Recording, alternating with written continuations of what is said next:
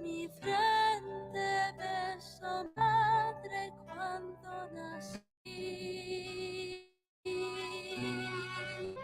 Un beso de amor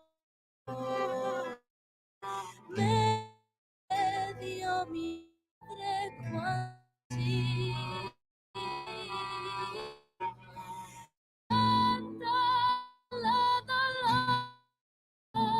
nací.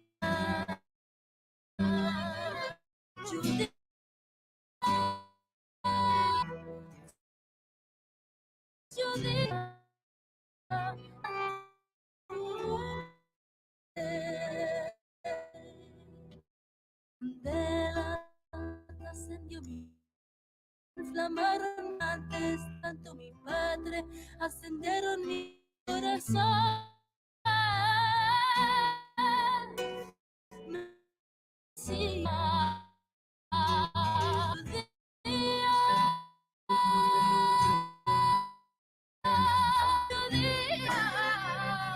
será tu nombre, Judía.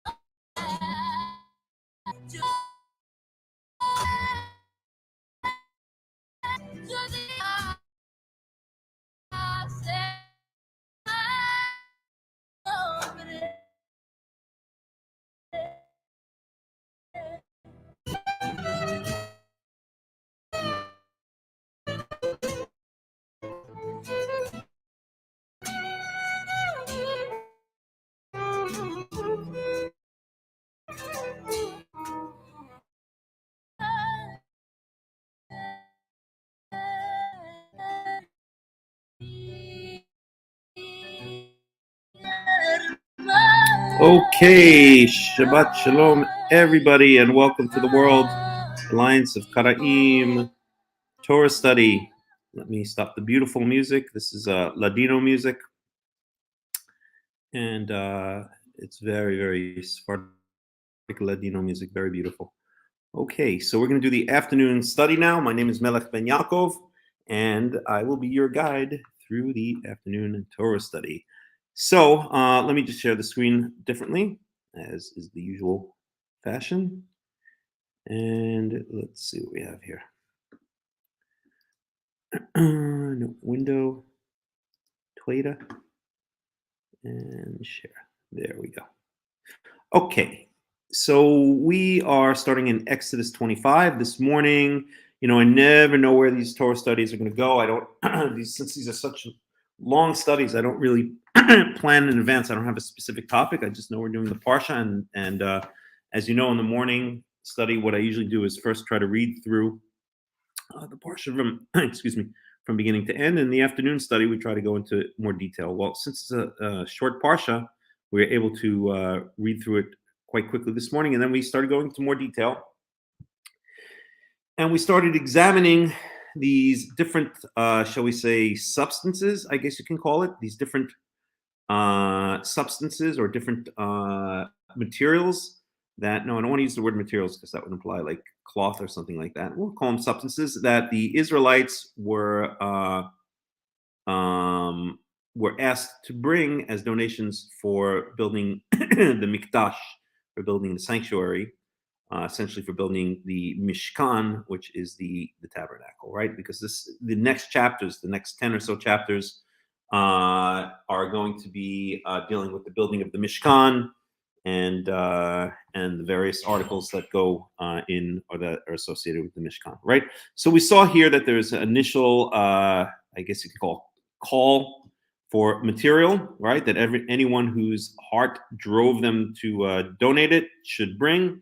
And we saw there were these different types of material. And when we left off this morning, we were trying to make a list because some of them, unfortunately, as is the case in so many ancient Hebrew words, especially when it comes down to technical words or words associated with specific items, specific substances, we don't really know what they were. Okay, so Zahav is clear. We know that that's gold. Kesef is clear. That's silver. Nechoshet is clear. That's bronze. So Tchelet we know or we understand is some kind of sky blue, but we don't know the substance that that is the source of the Tchelet, or if there's any specific substance at all. If it's just a a color. Okay, so many Karaites will say it's just a color.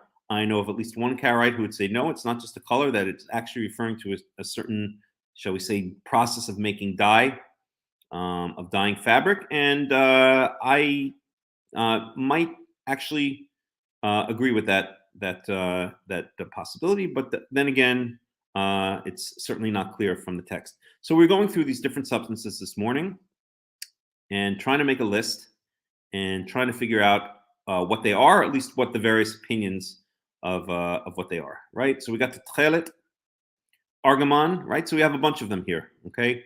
We have Zahav, which is gold, Kesef, silver, Nechoshet, bronze. Tchelet, we know is kind of sky blue. Argamon, we know is purple. Tola'at Shani is translated usually as scarlet. Sheish is usually translated as fine linen, but we found out some very interesting things this morning. And Izim is goat's hair, okay? And then we have Orot Elim. Elim is rams. Ma'adamim, reddened lambskin. So that's pretty straightforward. And Orot Tahashim. And nobody knows what Tahashim is. And some people have even suggested, it's kind of a popular opinion, I guess, to say it's dolphins or a related marine mammal known as dugongs.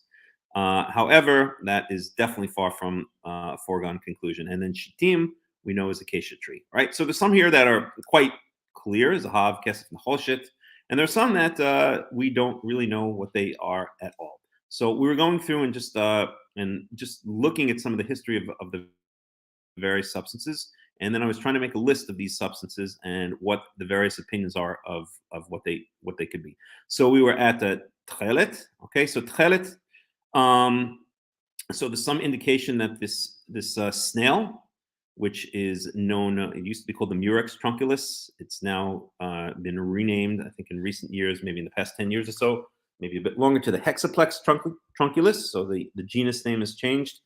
And so there's some indication that maybe this species, this Hexaplex trunculus, let me grab it and show you what it looks like, is the source of Tchelet.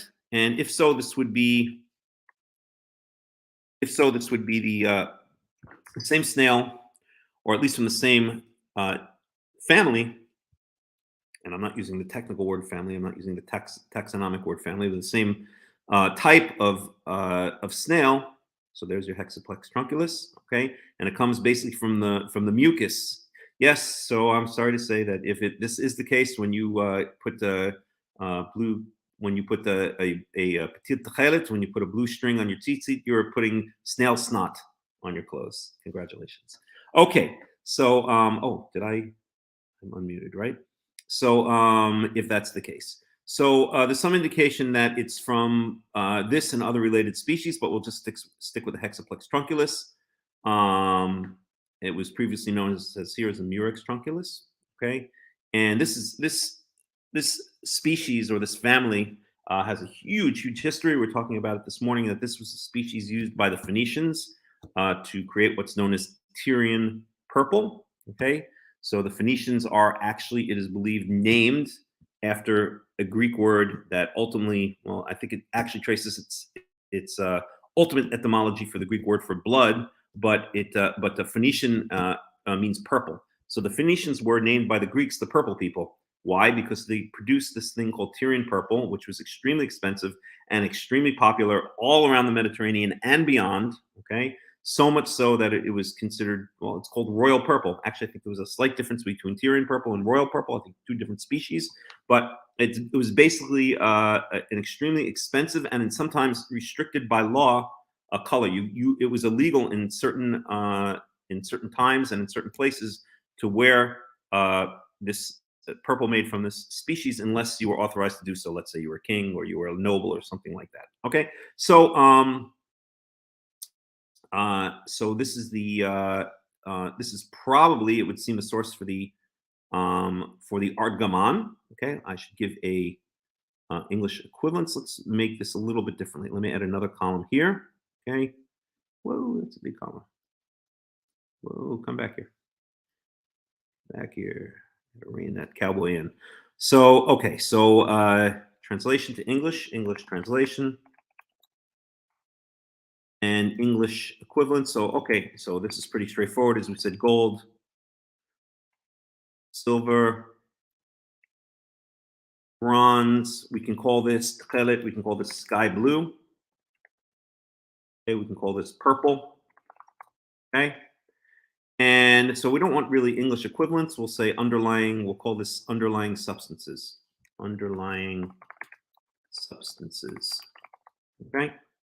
Well, that's pretty clear for gold, silver, bronze, as we said. So for our sky blue, our tchelet, right? We don't know. Is it the Hexaplex trunculus? Is it the same snail that was used to make the Tyrian purple? Okay. Or was it from other possible sources of blue? So there were two other main sources of blue dye in the ancient world. One was indigo, okay, and that's a plant from India, hence the word indigo. In fact, if I remember, indigo means Indian blue in Sanskrit or something like that. I'd have to look it up again. Actually, let's look it up right now, just for the heck of it. Indigo etymology. Etymology. Indigo orange is Portuguese indigo via Latin Greek indicon, from indicos, Indian dye. See indic. So here we go. So indigo, Portuguese. All right. So Indian dye, indicos. Okay, indicos. So it's from the Greek, I guess, Indian dye, right? And it was called Indian dye because this indigo plant, which we could take a look at it. Okay. Indigo. Not indigo and not Indiegogo. Yes, I do need indigo. No, that's not what I'm looking for. Indigo. Indigo is now a discount airline in India. So no, I'm not looking for that. So indigo dye. Yeah.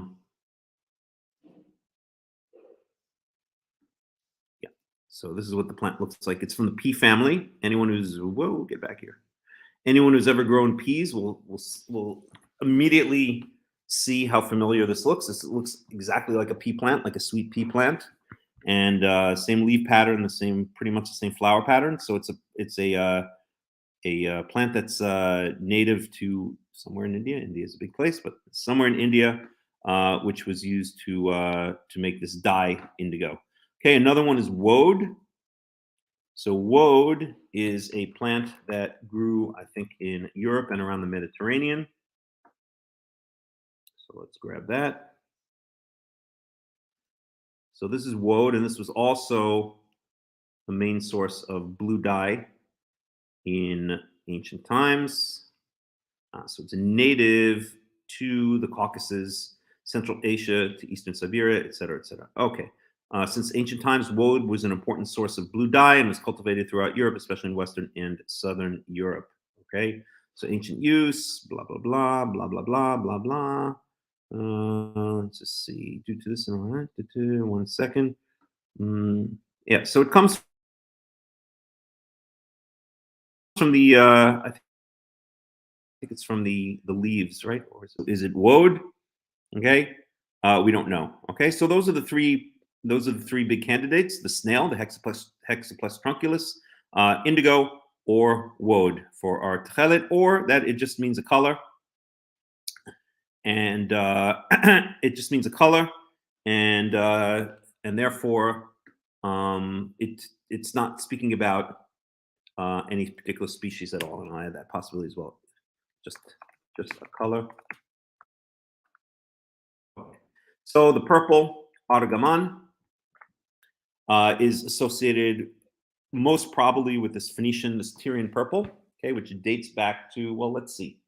Carthage, they say, was founded in 800 BCE. As I mentioned in this morning's study, I visited Carthage in 2018, and boy, if you ever get a chance to go over there, it is really worth it. It's in the modern day Tunisia.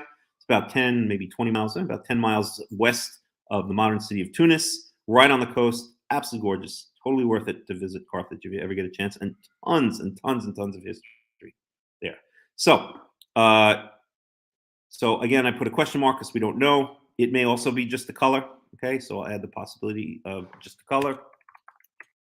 Okay, but the most likely candidate would be from this snail, this Hexaplex trunculus. So let's go back to our little Hexaplex trunculus, and remember, this is coming from the mucus, or shall we be so crass as to say the snot? So yes, if you're wearing this on your garment, you are wearing snail snot. Congratulations, you are the proud owner of a gunk, a pile of snail snot. So let's see here. So we want to go to use, human use. As an ancient dye, the purple dye originated in Phoenician colonies. The Phoenician port cities on the coast of current-day Lebanon exported the dye across the Mediterranean. The ancient method for mass-producing the dye, the blue dye from Hexaplex trunculus, has not been successfully reproduced. Only today, blah, blah, blah. Okay, similar dye, Tyrian purple, which is red purple in color, was made from related species of marine snail, Murex brandaris. Okay, so I guess related or the same species. As I said, it might not be exactly the same species. All right, so I don't know when. Let's see, when did they start using it? So 10th century to 7th century BCE, with ancient remains of purple shards. So at least this goes back to the 10th century, and I would imagine therefore probably beyond. So in the time of the Torah, which they usually date to around 1200 BCE, we can expect that they were already, that this Tyrian purple, or this purple from the Hexaplex trunculus, was already in use. Okay, so that's most likely Argamon, but again, I put a question mark because we just don't know. Okay, so let's go to the next substance that we have here. We have Tola'at Shani. So Tola'at Shani, we found out this morning. So the word Tola'ah in Hebrew is a worm. So this is often translated as, okay, we got dog problems outside, as a worm scarlet, or worm-based scarlet. Okay, so Robert Alter, who you know I refer to a lot, says, and let's take a look at it. Where did you go there? Okay, indigo and purple and crimson. So he says, and this is a common opinion, it's not his own opinion, he's just bringing the opinion that, here we go. The third is a dye derived from the eggs of scale insects found on oak trees. So we saw that they were most likely, that the most likely candidate, or a possible candidate, is crimson, or what crimson is made out of. These are all. So let's go to crimson for a second.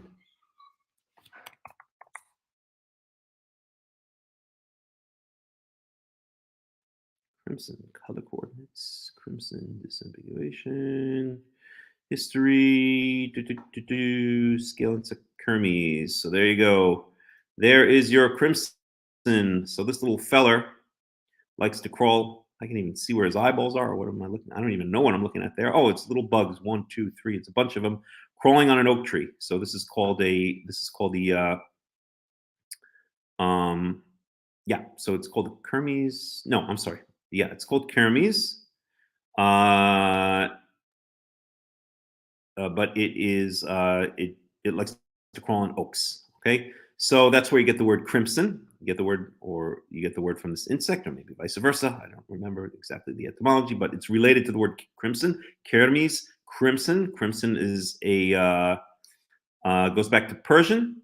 Okay, and then I think after that they say it goes back to, I can't remember. There was one other language before it, maybe Sanskrit or whatever it was. At any rate, so it's an old Persian word. In Persian, it was kermis, okay, and that's where you get the word kermis, the insect name, and that's where you get the word crimson. Okay, so it's not a Latin root or not a Semitic root, it would seem. Okay, it's an ancient, maybe Sanskrit root or somewhere out there. Okay, at any rate, so there's those little bugs. They crawl around, and the females apparently produce when they produce eggs before the eggs hatch. You take the females, you dry out their bodies, you grind them up into powder, and then when you boil it to approximately, I won't say boil, when you heat it up to approximately 60 degrees Celsius, then you get a nice red dye, which you can dip your cloth into, and it will dye and it will dye.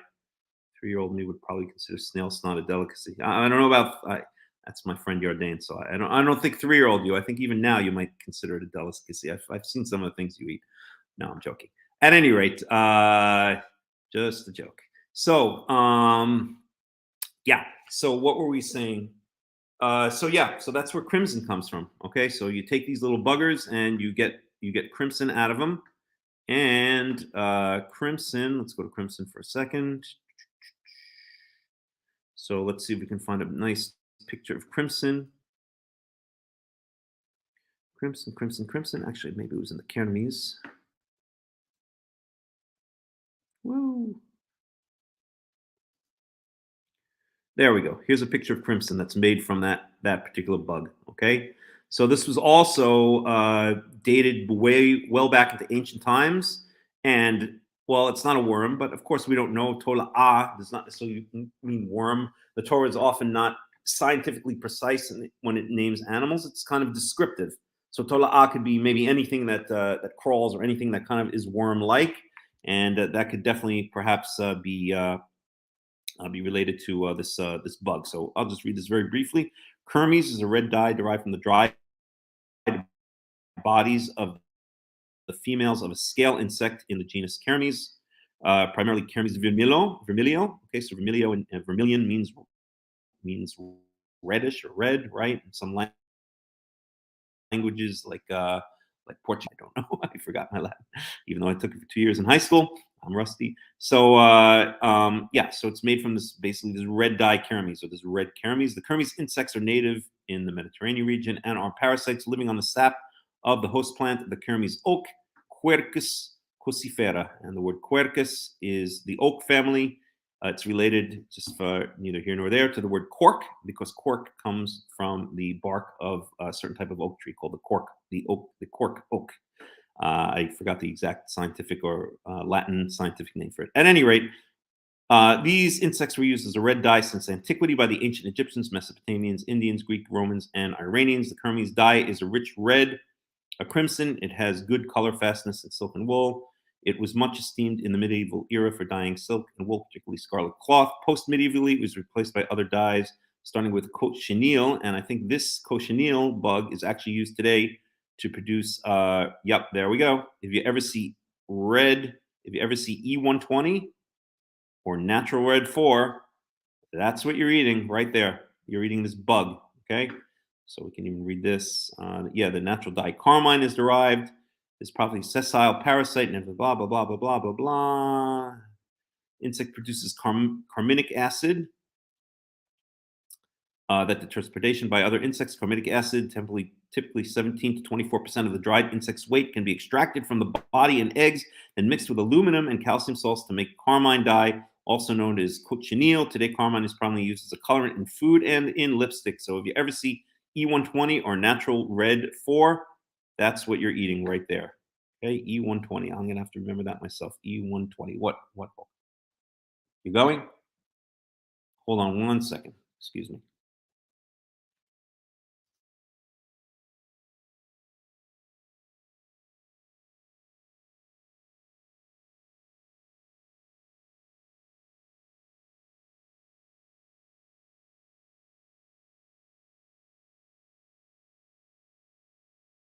back. Okay.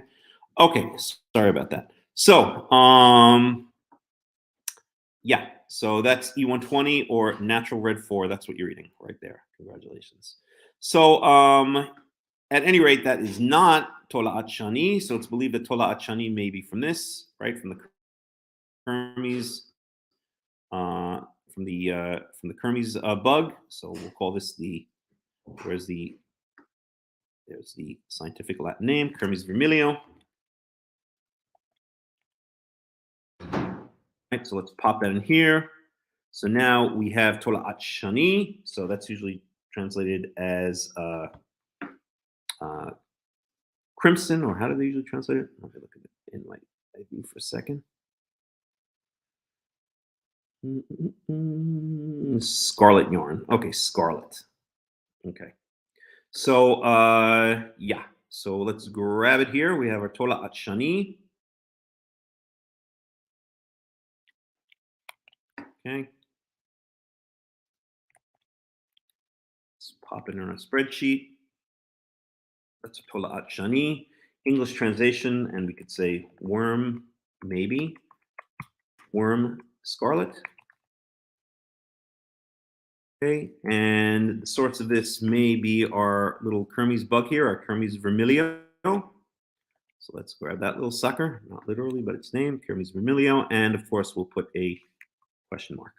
Okay, so that's our Tola'at Shani. Then next we have our shesh, and we found out a lot of interesting things about the shesh.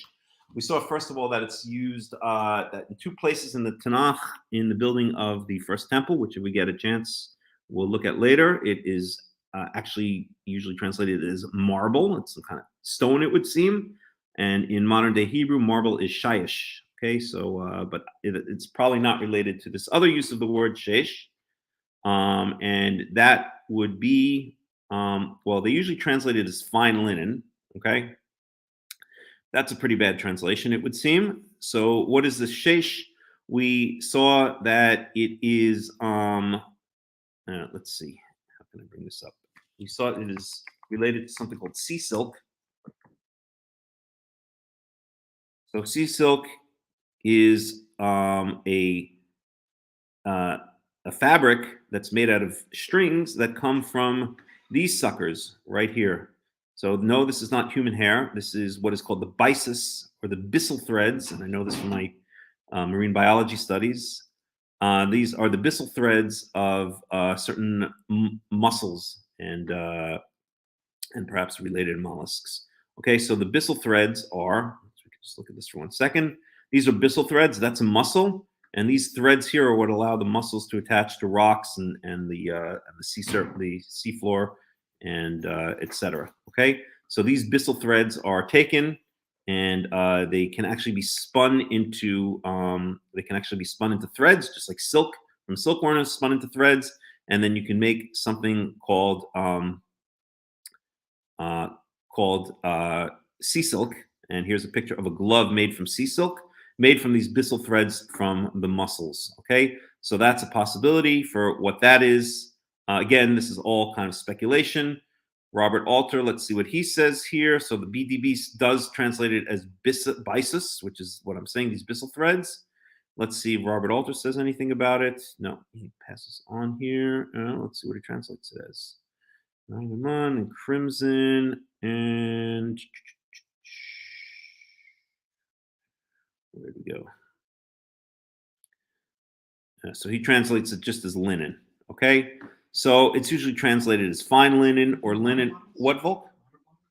Water bottles only in the car. I don't have any here. I don't think there's any in the fridge. Okay. I don't know what to tell you. Okay, sorry. Just maybe you can buy it when you're out there. Okay, I have to. We can study now. Okay, so yeah, so this is going to be shesh. Let's grab it. Shesh. So we'll put shesh here. We'll translate it as fine linen.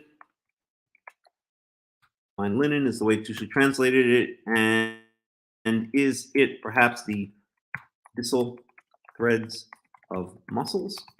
Again, that's a big perhaps. Okay, so that's our shesh. Okay. So that's that. Now, after shesh, we get to izim. Izim is pretty straightforward. That's goat hair. Is a goat. Woo, let's grab izim for a second. Right? So there we go. Female, typically, actually, female goat. Okay. And a she goat. Okay, so is a she goat, and the first time it appears, let's see, Genesis 15:9. Agla mishuleshet va'ez mishuleshet. So this is in Genesis 15. This is the Brit Ben Abitarim, the covenant of the split animals, they usually call it. And one of the things that Abraham splits when he is promised the land of Israel and promised and told that his descendants will go down, his seed will go down to Egypt for 400 years, is he splits a female goat, and is okay. So izim is female goat hair. Okay, so izim is, where'd we go? Let's grab that again. Izim.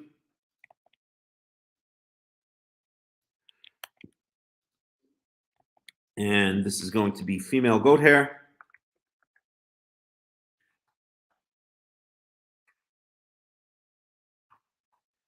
Okay, underlying substances, goat. Okay, so that's izim. Now we get to orat elim. Elim is also pretty straightforward. That's a ram. So that is the skins of ram skins. Okay, so it's an ayil is a ram. Okay, used as a food, etc., etc. Okay, used on as sacrifice many times. Okay, so that's an ayil. So elim is ram skins, or orot elim actually. Do the forward. Orot elim. So that is ram skins. And the underlying animal is a ram. Okay, so that's orot elim. Not elim, elim. And adamim. Okay, redden. We won't include that. And then we have orot tachashim. And now we get to tachashim. Tachashim, nobody knows what the heck it is. So a lot of, oh, jeez. So some people in the past have speculated that this is dolphin or dugong, which is a marine mammal, similar to a dolphin somewhat. We can pop it in here. English translation, who the heck knows? I think they usually translate, I've heard it also as another type of goat. Let's see what they translate as here. And another type of durable leather. Oh boy, that's a horrible translation. I don't know where your phone is. Okay. So that's a horrible translation. We won't even go with that. Let's see what the BDB has to say. Tahashim. I think they translated it as dolphin or dugong. I don't know. I'm in the middle of a study. Okay. Oops.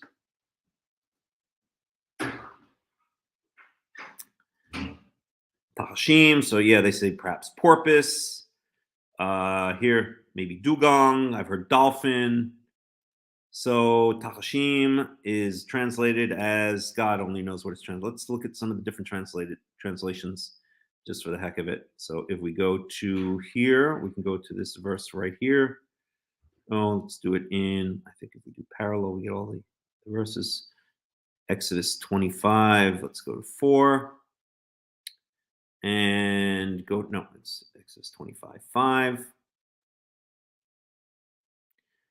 Yet another type of durable leather, goat skin leather, goat skins, fine leather, badger's skin, fine leather, porpoise skins.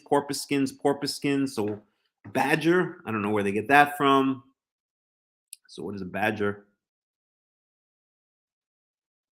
Let's take a look at a badger. Okay, you're going to see. I'll make sure Chief doesn't get out the front door, and I'll get Lovey when he comes back. Okay, there's a badger. Okay, so all kinds of different opinions, right? So nobody really knows what it is, and that's the bottom line. Manatee. So we've got porpoise, manatee. When you see so many different seal skins, okay, manatee is not the same as a seal, is not the same as here's blue skins. We've seen all kinds of different translations, okay? So nobody knows what the heck it is. In fact, maybe we should list it. English translation, nobody really knows. Nobody really knows. Okay, but underlying substances, it is I'll put the different ones we saw. We saw dugong. So I'm sorry, porpoise. We saw dolphin. We saw badger. We saw dugong. We saw goat. What else did we see? Manatee. Oh boy, manatee. We saw.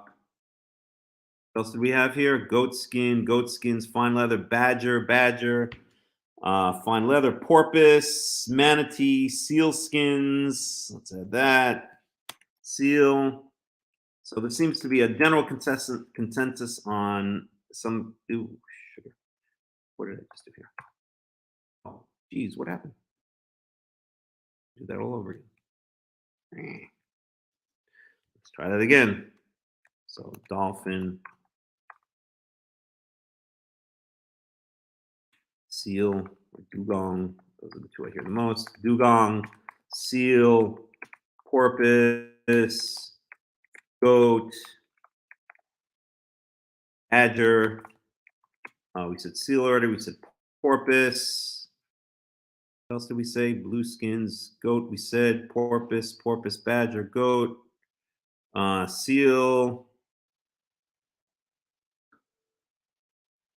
blue skins,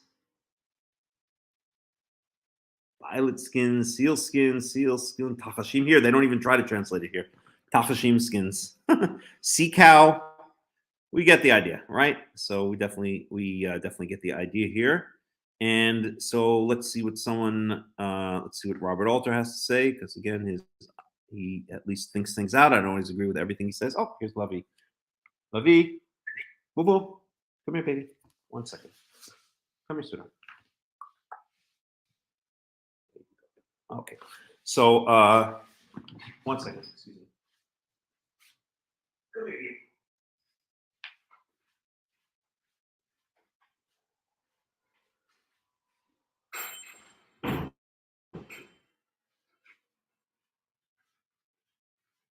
Okay, we have a substitute Hakham. Hakham Lavi is going to take over. Here we go.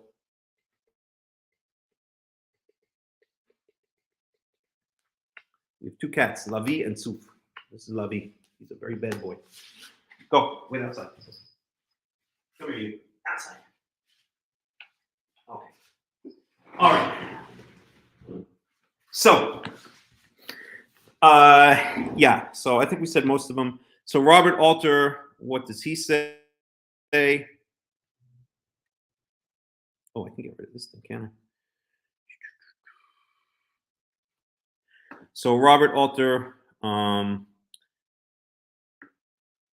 goats in red and ram skins and ochre. So he says ochre dyed skins. So he basically, ochre is like blue, I think, or type of blue.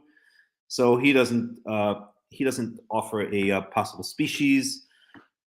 Let's see. We looked at Rashi, I think, this morning. Did we? I can't remember. No, we didn't. So 25. Let's see what Rashi has to say.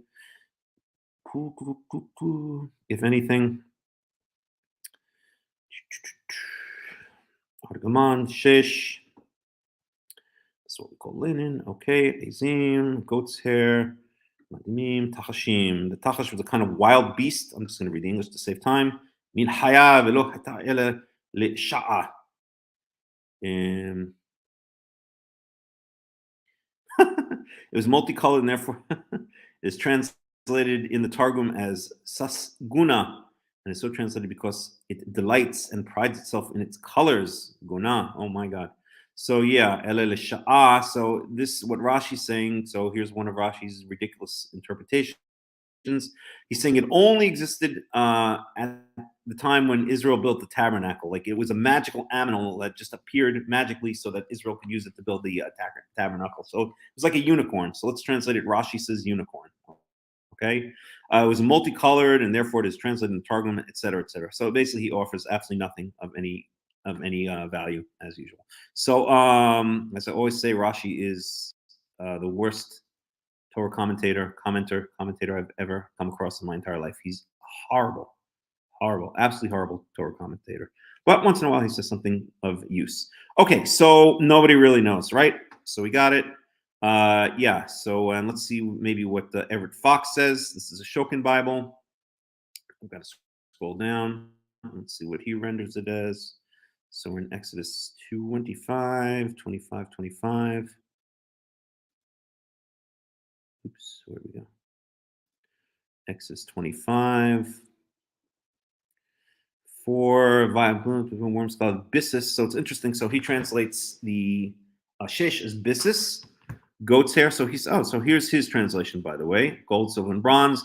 Blue violet. That's how he translates tchelet. Purple. That's how he translates argamam. Worm scarlet. Yarn. That's how he translates tola'at shani. Byssus. That's what we spoke about. That was the hair from the muscles.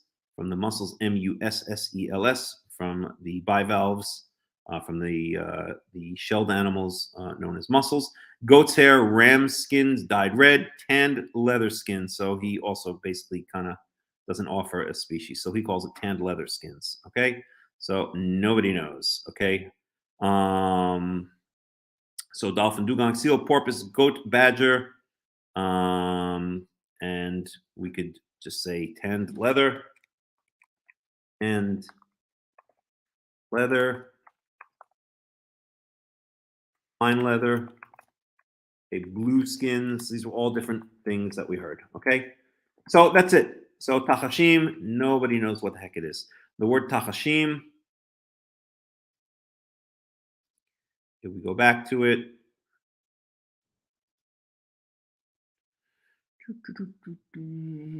tachashim. Let's see how many times it appears in the Tanakh. It appears in Exodus, Numbers, Ortachash. So this is all I think has to do with the tabernacle. If there's any indication of what it could be, it's all on Ezekiel, Rikma, in Alech Tachash, Bashesh. Okay, so in Alech Tachash, so this is Ezekiel 16:10, and he says, "I will in Alech I will put shoes or sandals on of whatever the skin is." So it's some kind of skin that's clear. It's also clear from the context in Exodus 25, Bashesh, and I will put a hat on you made from shesh, from this bissel threads, perhaps. Okay. Well, therefore, nobody really knows what it is, as we said. Okay, I'd say shitim. Shitim, we do know, is acacia wood. Let me grab it. Let's say shitim. Yeah, let's say shitim. I'll just say shitim because we're just talking really about the species. So shitim. That's acacia. You can see acacia growing all over Israel. And if you ever, as I mentioned this morning, so this is acacia tree.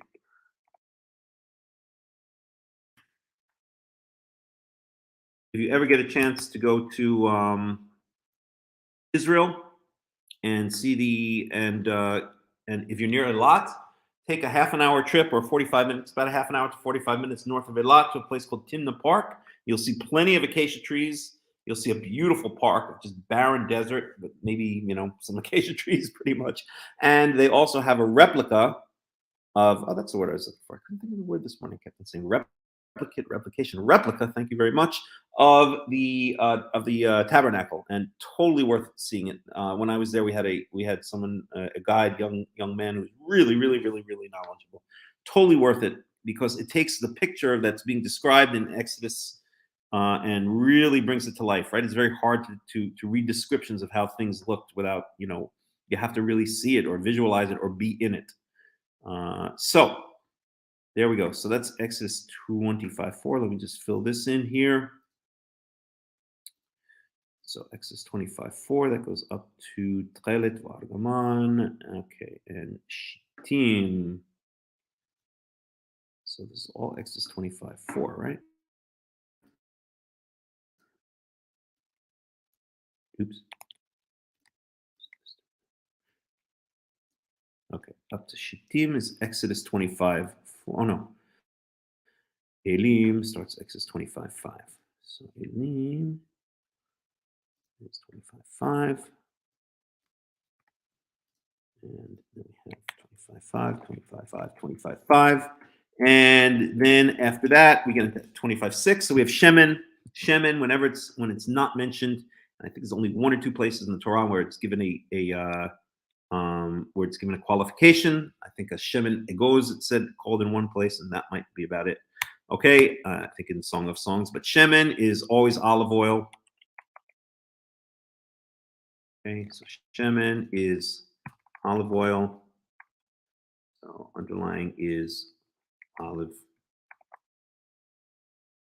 tree. No, it's called. Let's say the olive tree. Just olive tree. Okay, so and that's Exodus 25:6. Olive oil, and then limaor, so that's lighting oil. Limaor, bisamim leshemen hamishcha uleketoret hasamim. So bisamim, we have these two words, bisamim and samim, but they're not related. Okay, bisamim is with a sin, samim is with a samech. They both kind of mean spices. Sometimes this is translated as aromatic or aromatic. And sometimes this is actually translated as perfumed or aromatic. In modern Hebrew, bisamim is bosem is a perfume. In modern Hebrew, samim is drugs, as in like narcotics. And I told the funny story this morning, and I'll just have to tell it again because it's so funny. Of my friend who, when he first came to Israel, is a true story because he told it to me firsthand. Was looking for spices for his Shabbat cooking, and he didn't know that in modern Hebrew you call spices tavlinim. And he had only studied Hebrew in a Jewish school and in a Jewish day school growing up, and he knew the word as samim for spices. So he went from store to store in the shuk in Jerusalem, asking if they sell samim. He would go in and said, "Slicha, tamocher po samim, tamocher samim." Well, that he was basically asking people if they sell drugs, as in narcotics. So he went around the shuk from store to store asking people if they sell drugs, and he said he didn't realize why people were giving him the strangest looks until eventually some storekeeper had mercy on him and explained to him what he was doing wrong. So true story. Okay, so that's samim. It's not a particular substance, so I don't even think we should put it in there. So that's shemen. Shemen lemishcha, bisamim, and samim, shemen lemaor, bisamim, shemen lemishcha, ulektoret samim. So we'll just say bisamim, we'll just call that spices, okay? Bisamim. I guess we'll add it. And of course, we have exact recipes for what is going to go into this shemen lemishcha, the anointing oil, leketoret samim, and the incense, right? So that's bisamim. And we will just translate that as spices. Okay, underlying substances, CLs of anointing oil and temple incense. Okay, so that's that. So that is what the Israelites were asked to bring, each according to his own, free will offering, each according to what his heart told him to bring. So it was gold, silver, bronze, sky blue, purple, scarlet, linen, goat hair, ram skins, nobody really knows, acacia wood, olive oil, and spices. Okay? So, any questions, any comments so far? Anybody want to say anything? Anybody want to add anything? Subtract anything? Correct me? If not, we'll move on. Okay, Avnei Shoham. Okay, I'm sorry. Then we have more things. So Avnei Shoham. So now we have Avnei Shoham. Shoham, we saw also nobody really knows what it is. So this is now Exodus 25:6. So Shoham. 25.6, and that's often thought of as, often translated as onyx, but we don't really know. Is it onyx? And we saw a couple of possibilities. So it's a type of stone, right? So this is onyx, right? But another possibility is this cornelian. I think this is the way Robert Alter translates it. So Robert Alter says cornelian stones. So we'll add that in. Cornelian. Here's cornelian. And then we saw also another possibility, and I can't remember who translated. Oh, I think the BDB says chrysopres, whatever the heck that is. Shoham. Let's grab it. Oh boy. Onyx. So nobody really knows. Here we go. Chrysoprasus. Okay, so that's an opinion from the BDB. So let's add that in. And the point really here is nobody really knows exactly. It was some kind of gem stone, but nobody really knows what it is.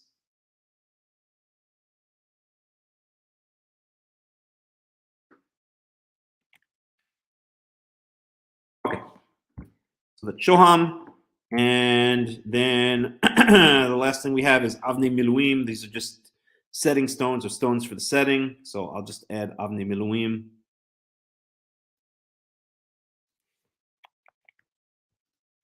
So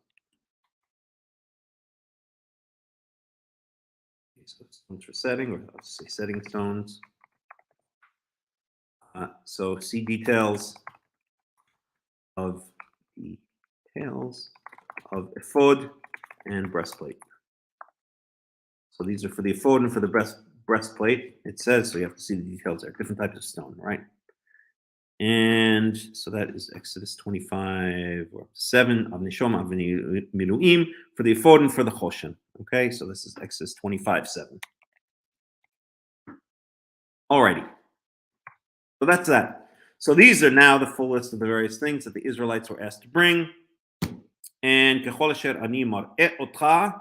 So verse 9 says, Kechol asher ani mar'eh otcha et tavnit hamishkon va'et tavnit kol kelov v'chen ta'asu. Okay, so now, and remember, this is God speaking to Moses. This is Yehovah speaking to Moses, and he's saying, I'm going to show you. Okay, so God is going to show Moses something. It's not going to be written in the Torah. He's going to show Moses something. Oh my God, is that the oral law of the rabbis?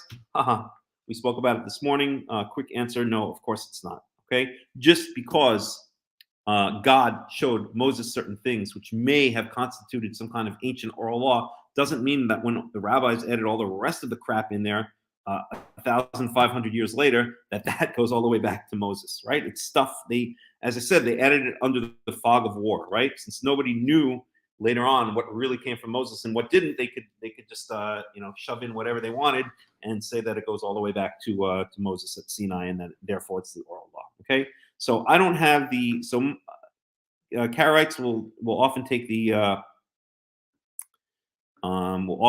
attitude that there's the oral law is complete nonsense. There was nothing, no such thing as an oral law. Everything is written down in the Torah, etc., etc.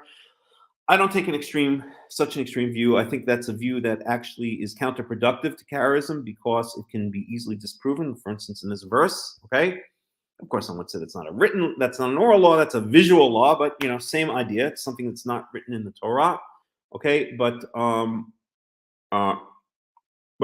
the point is this, okay? There might have been some kind of things. There might have been things. We know that Moshe went to God, to Yoah, on a number of occasions to ask him for clarification, some of which were written down in the Torah, like the daughters of Tzalafchad, for instance, what to do with the Mikoshesh Etzim, the person who was gathering sticks on Shabbat, what to do with the person that was Nokev B'Shem, who used the name of God in vain, or perhaps cursed God by name. And these were written down in the Torah. But one could conceive that there were many other things that did not make it into the final text of the written Torah, and that they became part of the living traditions, shall we say, of the Israelites. Okay. Well, that doesn't mean that everything the rabbis added, 1,500 years later, that have absolutely no basis clearly have no basis in the written Torah, because the written Torah doesn't even imply them, such as, let's say, tefillin or separation of milk and meat, etc. That doesn't mean that they can now, jam all of their stuff in there and say that it's part of this ancient oral law. If you want to prove that something is part of some ancient oral law going back to Moses and Sinai, you have to have at least some kind of reasonable proof that that's the case. Okay, so, and that's a much easier position, because it's truer, to defend than, I think, the extreme position saying that there's absolutely nothing that goes back to the time of Moses and Sinai that wasn't passed down. I won't call it an oral law, but that wasn't passed down through a living tradition, through people living it. Like, for instance, the Hebrew language itself, right? This is exactly what Hillel, the elder, pointed out to a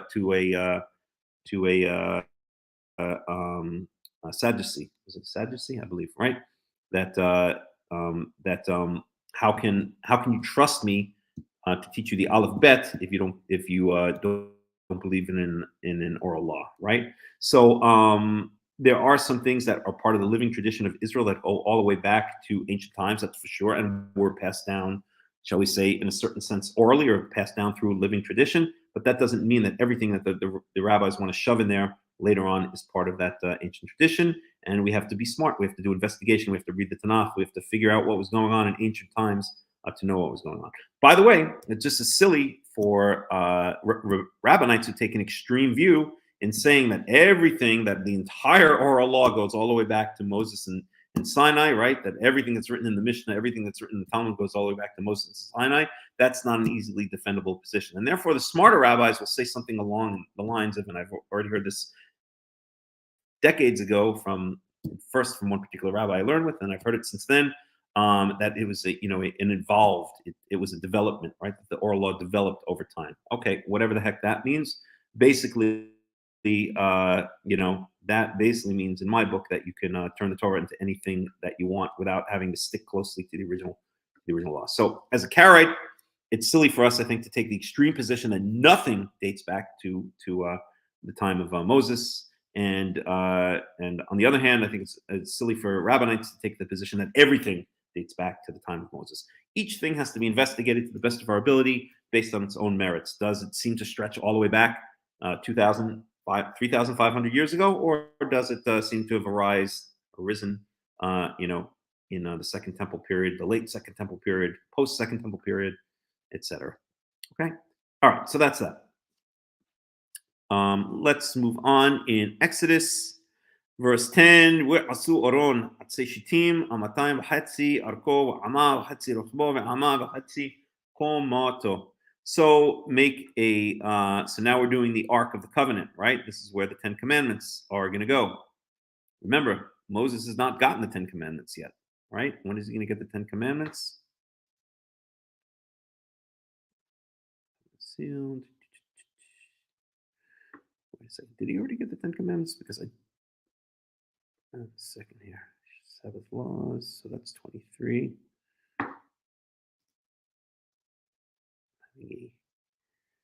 A mental block. At any rate, it doesn't matter. So, when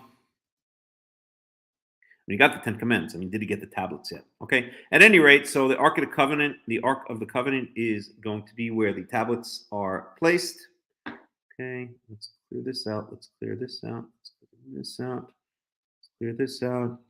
My onyx. Moses gets the 10. No, 10 Commandments. The tablets. So where is that? It's tablets of stones. Right. So it's Exodus. In Hebrew, Exodus 34. Okay, so we're not up to that yet. So he did not get the tablets yet. Okay, so but we're still making an ark in which the tablets are going to be placed, and there are going to be these cherubim, these angels over the ark, and where their noses meet or where their faces meet, that's where God is going to, quote unquote, and I say quote unquote, and live his essence is going to live, his energy is going to live on this physical world of time and space. Okay, so asu aron say shitim. So the aron is going to be made out of acacia wood. We saw that this is one of the substances that was asked from the Israelites here in verse 5, right? Acacia wood, amotayim v'chetzi orko, ve'amo v'chetzi rachvo, ve'amo v'chetzi komato. Okay, so it's going to be where were we? So 2.5 amaz in length, 1.5 in width, and 1.5 in height. Right. So what is an amma? An amma is thought of as the distance between the elbow and the index finger. So if I could do it here, let's see here. So an amma would be from here to, I guess, index finger is going to be to here, right? It's about 1.5 feet. That's an amma. So if you multiply everything by 1.5, then you'll get feet, right? So if it's amatayim or hatzi, 2.5. So 2.5 times 1.5 is going to be, let's see, 25 times 15 is going to be 25, 15, so 30. So it's going to be about 3.75 feet. 1.5 is going to be 1.5 times 1.5, so it's going to be 2.25 feet. So about 3.5 feet by 2.5 by 2.25 feet by 2.25 feet. Okay, so you get the idea of what its size is. With tzipit oto zahav tahor mi bayit hu mi hotz. Okay, so now it's going to be what's the word? How do you say this in English again? Plated. It's going to be plated. Actually, plated, I think, literally means electroplated. It's going to be covered, or well, how do they translate it here? Yeah, overlaid. There we go. It's going to be overlaid in gold, in pure gold, on inside and out. And you're going to make a zer is kind of a okay, they translate it here as a molding. A zer in modern Hebrew is a bouquet, like a bouquet of flowers. It just means like a design, basically. Let's look at this word zer.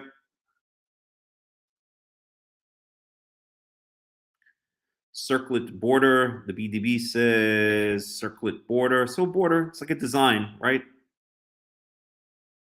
Originally that which presses, binds, comparable to Aramaic. Okay. Well, crown, etc. Okay. Crown.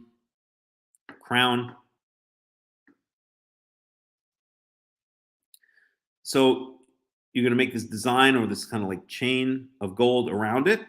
Okay. And you shall, so yatzak means to like pour, like in a molding, right? So cast, right? That's the proper English word. So they were casting, right? So they're going to cast gold. Casting means that the gold is melted or smelted down into a liquid, and then it's poured into a cast. It's poured into a mold, right? And that's how it's shaped. So that's made out of gold. And then these 4 rings are going to be on the arba pa'amotav. So pa'amot, I guess you translate that as kind of its corners, right? Let's look at that word pa'amotav or pa'amot. Yeah, pa'am.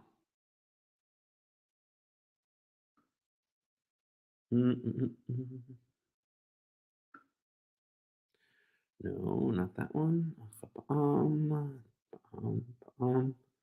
It's time, husband. No, well, they're using another word for palm. Okay. At any rate, let's see. Handle occurrence. Okay. I don't want to go down that road right now. Beat, late, footfall, footstep, figurative. Anvil struck by hammer, occurrence time. Well, it usually means time, right? I'm not sure what the relation is to a corner. I'd have to explore this word, and we're not going to do it right now. Okay, so on its 4 corners, Let's see how Robert Alter translates that one. You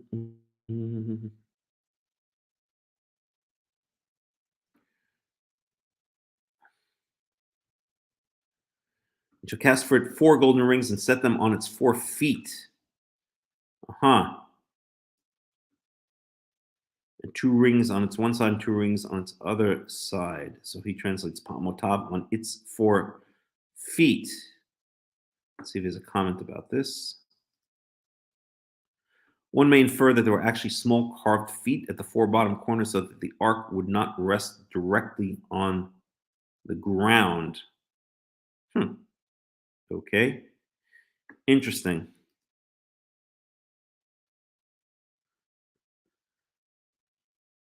Okay. ושתי טבעות על צלעו האחד, ושתי טבעות על צלעו השנית.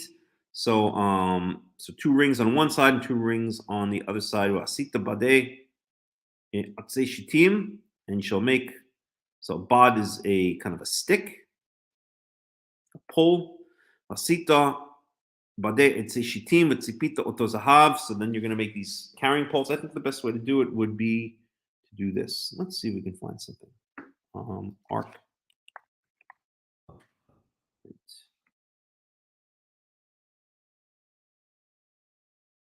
Let's do this. Okay, no, we don't want that. Ark of the Covenant found. Ark of the Covenant. So there are all kinds of ideas of where the Ark of the Covenant is. I've heard anywhere from Ethiopia to under the Temple Mount to God knows where. Okay, Ark of the Covenant. Let's see, Exodus 25. Maybe we put it.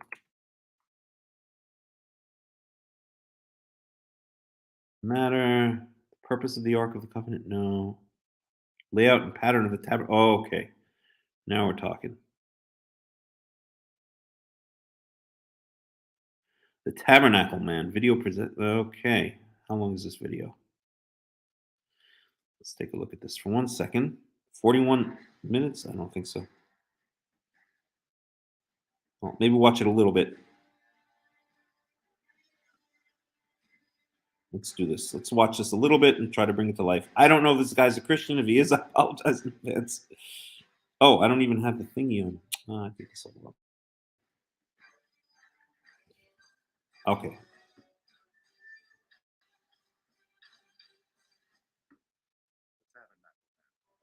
Okay, let's do this way.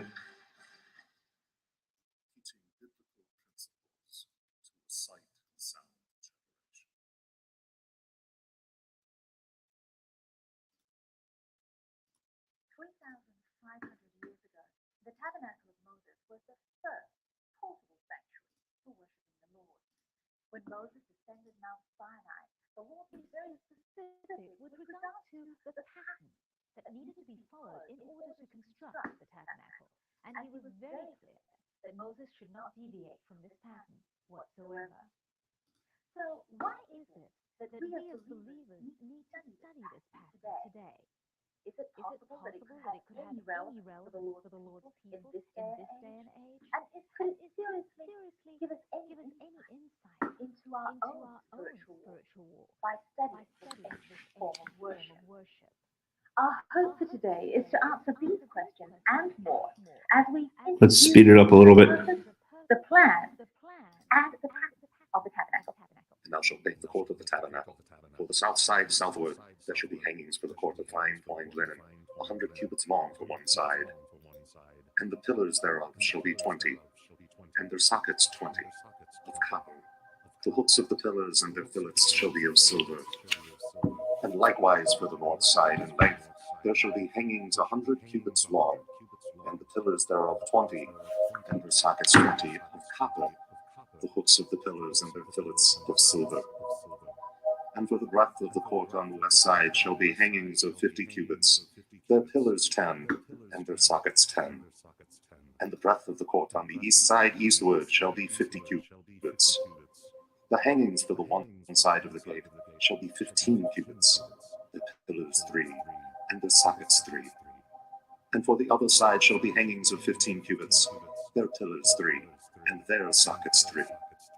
And for the gate of the court shall be a screen of 20 cubits, of blue, and purple, and scarlet, and fine twined linen, the work of the weaver in colors, the pillars 4, and the sockets 4. All the pillars of the court round about shall be filleted with silver, the hooks of silver, and the sockets of copper.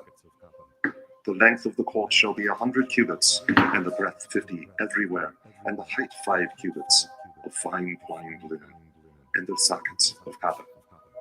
All the instruments of the tabernacle, and all the service thereof, and all the pins thereof, and all the pins of the court shall be of copper.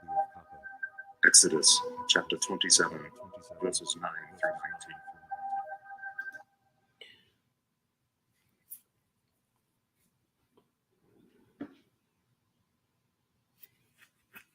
Okay, so we're getting a little bit ahead of ourselves there. Place we're going to learn the truths of God.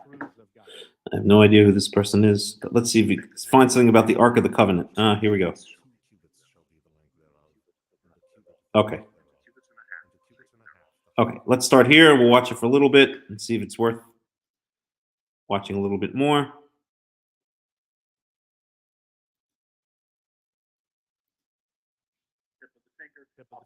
About 18 inches. So inside the holy place, we're going to learn the truths of God. And thou shalt make a table of acacia wood.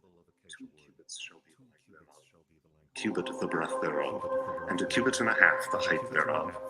And thou shalt overlay it with pure gold, and make thereto a crown.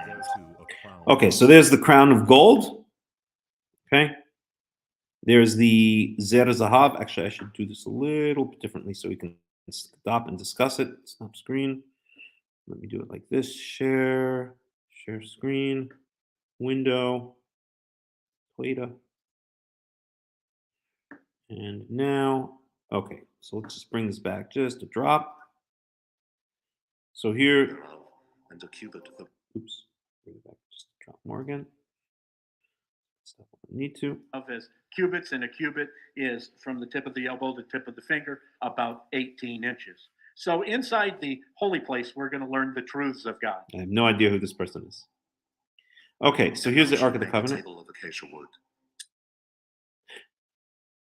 Oh, I'm sorry, that's the bread table, isn't it? 2 cubits shall be the length Oh, thereof. my mistake. and That's 1 not cubit the. breadth thereof, and 1.5 cubits the height thereof. And thou shalt overlay it with pure gold, and make thereto a crown of gold round about. And thou shalt make unto it a border of a handbreadth round about. And thou shalt. Sorry, that's not the Ark of the Covenant. Let's see if we can find the Ark of the Covenant. Okay. That's tabernacle. If we go on, we'll find the Ark of the Covenant. That's the candelabra. Is that the Ark of the Covenant? Let's try here.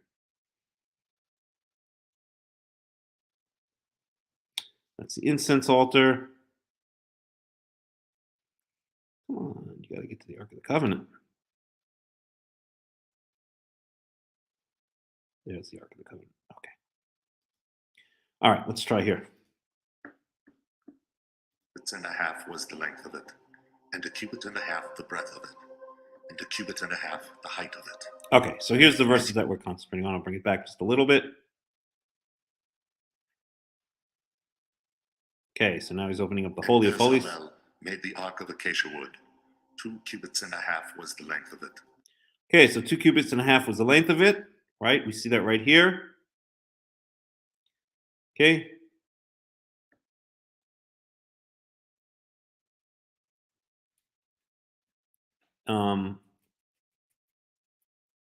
Where were we? Yeah, Vasu Aron Atse Shitim. Okay, so you're going to make an ark from acacia wood. 2.5 cubits is its length. 1.5 cubits is its width. 1.5 cubits is its height. You know what? There's no reason for me to check back with every verse every time it says it. Let's just watch it. And 1.5 cubits the breadth of it, and 1.5 cubits the height of it. And he overlaid it with pure gold within and without, and made a crown of gold to it round about. So that's the crown of gold, right? Design. And he cast for it 4 rings of gold. In the 4 feet thereof even 2 rings on the one side of it, and 2 rings on the other side of it. And he made staves of acacia wood, and overlaid them with gold.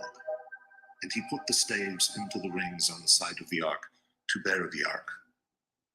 And he made an ark cover of pure gold, 2 cubits and a half was the length thereof, and 1.5 cubits the breadth thereof. And he made 2 cherubim of gold, of beaten work made he them, at the 2 ends of the ark cover, 1 cherub at the one end, and 1 cherub at the other end. Of one piece with the ark cover made he the cherubim at the 2 ends thereof. And the cherubim spread out their wings on high, screening the ark cover with their wings, with their faces one to another, toward the ark cover were the faces of the cherubim. Exodus chapter 37, verses 1 through 9. Okay, so well, let's see what else he has to say here. Oops. Oh, darn it.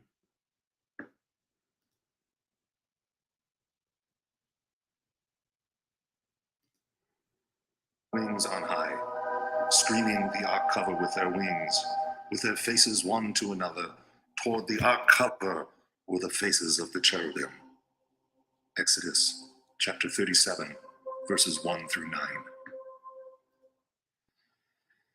As you can see, we're now in the Holy of Holies. First, let's look at the size of this compartment. It is 15 foot tall, 15 foot wide, and 15 foot deep. Now you'll notice in the Bible, it speaks in terms of cubits. And in biblical times, a cubit was basically from the tip of the elbow to the tip of the top finger, and that's about 18 inches. So when the Bible talks about a cubit, it's basically talking about 18 inches. So we have the Holy of Holies here, and you'll see that surrounding the Holy of Holies, we have those silver sockets that were purchased with the atonement money that we talked about in previous lessons. So these are the sockets that are in the ground, and they hold up the gold planks of acacia wood that's overlaid with gold. So when we come to the Ark of the Covenant, basically it's the safety deposit box. Inside the Ark of the Covenant was the 10 Commandments, the law.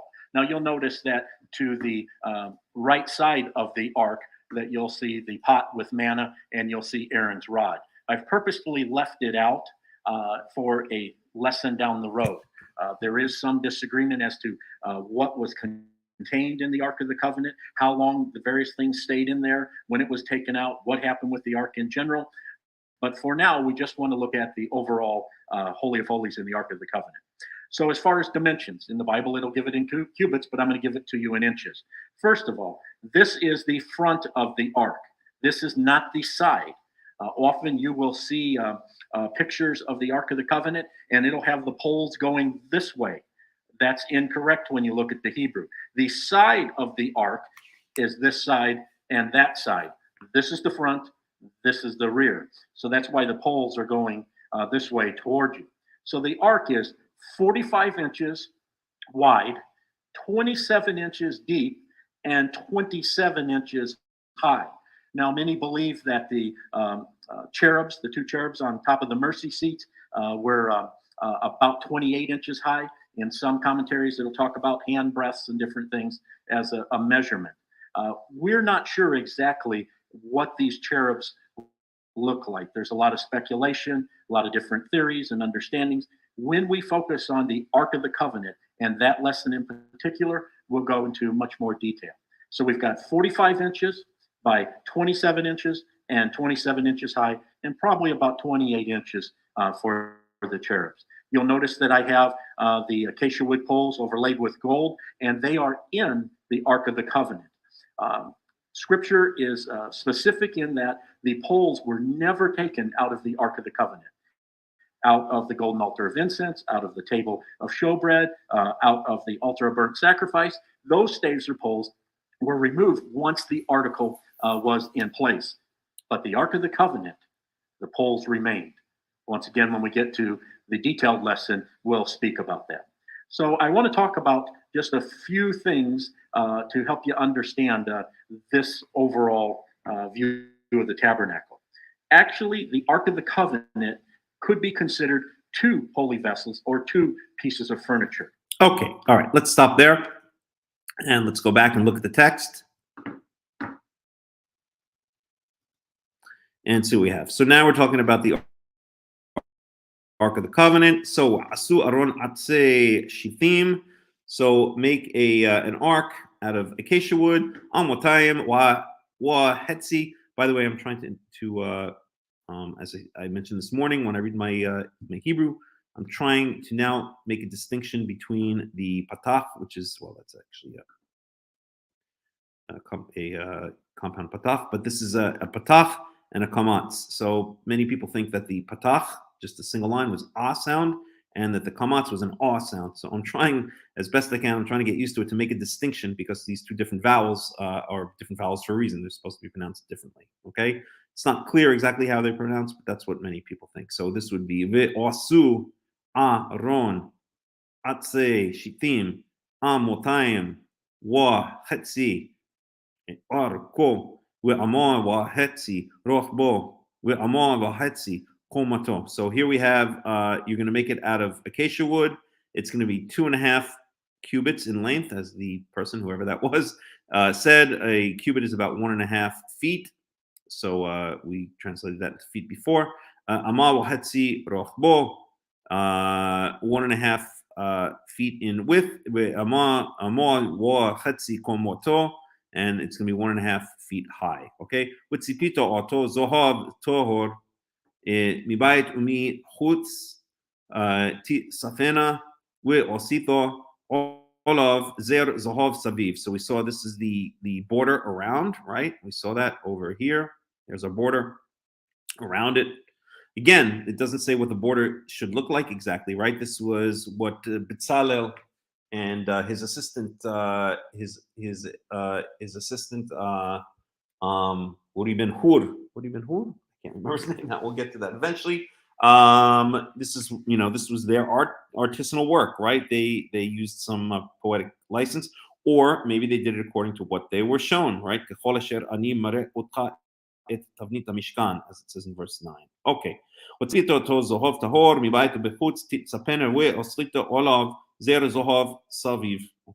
So that's the gold border around where Yitzchak lo arba'at tabot zohov. Okay, so these are the 4 rings. Okay, you can see that in the picture here.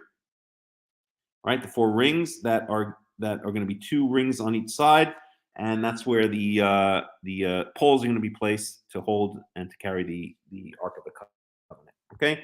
When ototo al arba pa'amotav ushtei taboot al tzilao echad wa ushtei taboot al tzilao ha-sheni. Okay, so these are the 2 rings on each side. Verse 13. We osita bodei atzei shithim. So now you're going to make poles out of acacia wood with tzipito otom zohov wehivito et habadim betabot al tzalot aaron. So the poles are going to go through those rings. Laset et ha'aron bohem, and this is how you're going to carry with them. You're going to be carrying the Ark of the Covenant. Okay, betabot ha'aron yiu habadim lo yosuru mimeno. Okay, so these poles, and this is what the guy mentioned, the poles are going to remain in the rings, and they should never be removed. Lo yasuru mimenu. Okay, they should not be removed from the ark. Okay. We notato el ha'aron et ha'edut asher eten elecha. Okay, and you will place in the aron the edut.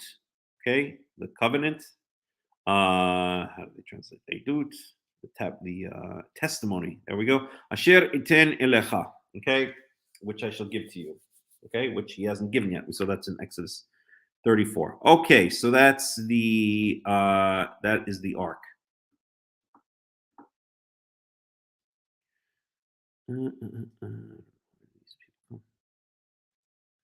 Okay, so right now we have the mercy seat. Okay, so we osita kaporet zohov tohor amotayim wachetzi orko. Okay, so now rochba. So now we're talking about, well, this is the kaporet. Okay, So what is the kaporet? Well, they usually translate it as mercy seat, but really it just means cover.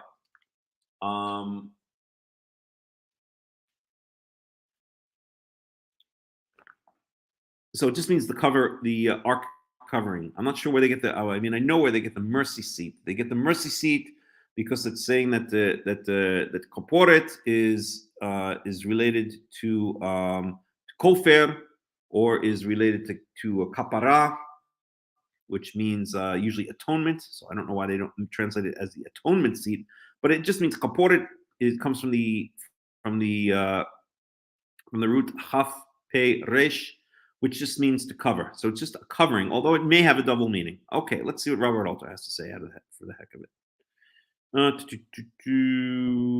Where are we? Chapter 25. Okay, no, we already went too far.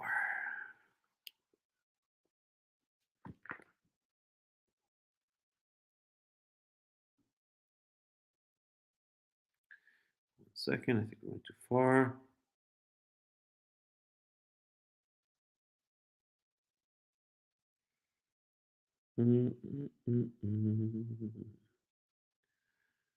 I shall give you, and you shall make a cover here. So he just translates it as cover. Very good. Okay, so that's a good translation. Okay, he doesn't translate it as mercy seat or anything along those lines. In fact, he doesn't even have a comment on it. So cover is the word kofer. Okay, and the proof of that it just means cover and not mercy seat. Okay, that's not related to the word kippurim or atonement or something like that. Is actually, if we go back to the story of Noah's Ark, and if we go back to the story of Noah's Ark, let me just see how I could do this. That's going to be in about Genesis 6. If my memory serves me correctly. So Noah builds an ark. Okay, so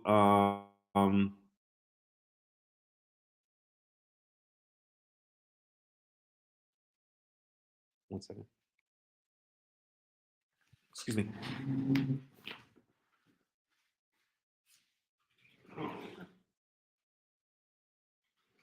One second. Excuse me. Whoa.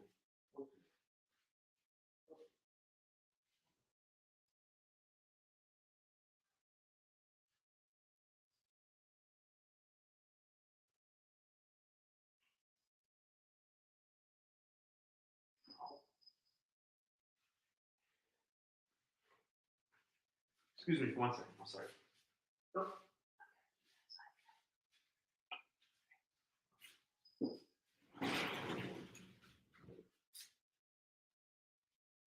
Okay, sorry about that.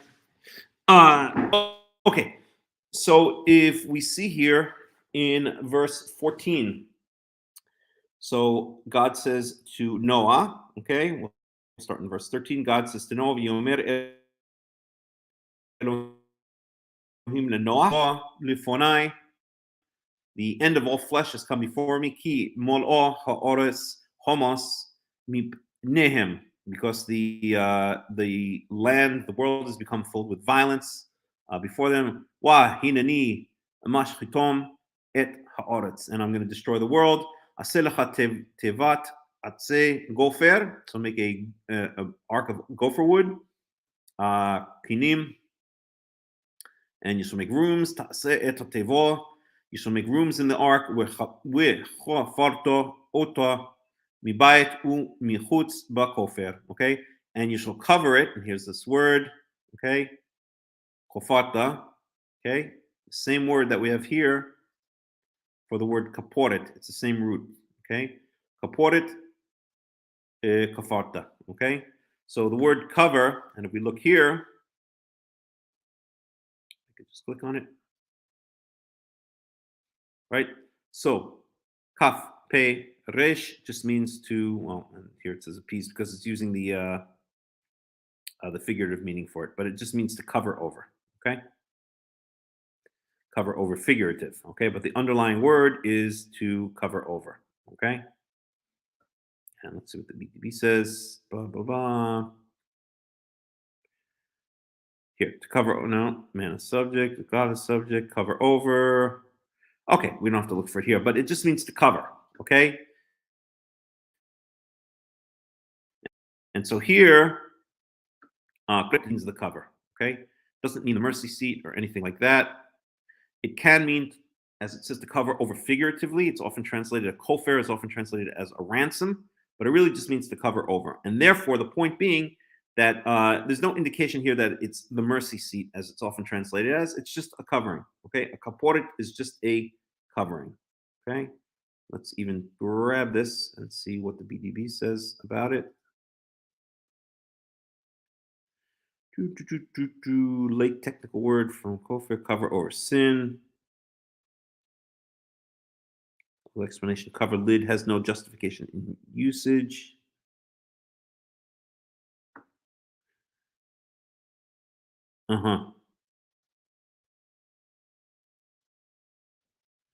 Slab of gold.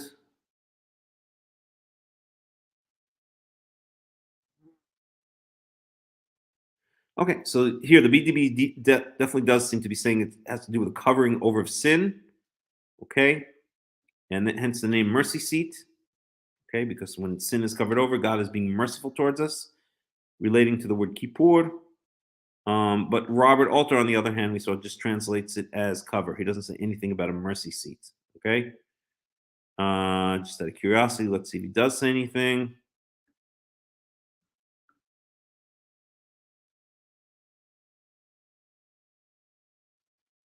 No, he doesn't really say anything at all.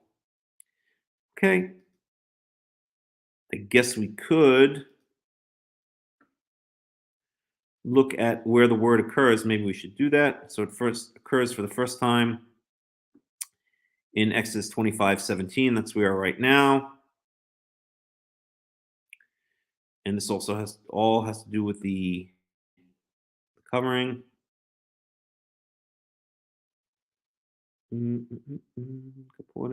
Mercy seats. They're always translated as mercy seat. Let's get out of Exodus because obviously the context there is the building of the temple. Mercy seat, mercy seat, mercy seat. Leviticus, Leviticus, Leviticus, Leviticus. Let's see if there are any other.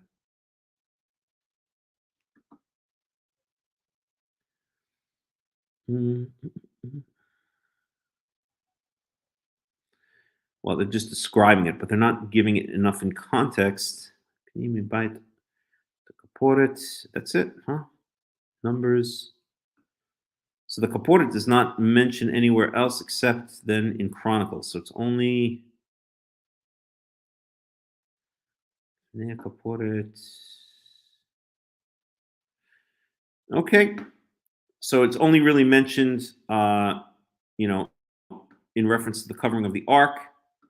But as we saw, the BDB does say here, let's read this again. Kaporet, late technical word from kofer, cover over sin, kafar. The older explanation, cover lid, has no justification in usage. Okay, so the BDB is saying that it does mean kind of a mercy seat. And then we have a list of places where it occurs. So it's a slab of gold placed on top of the Ark of Testimony. On it and a part of it were two golden cherubim facing each other, whose outstretched wings came together above and constituted the throne of Yahweh. When the high priest entered the Holy of Holies. Okay, so we know all this, okay?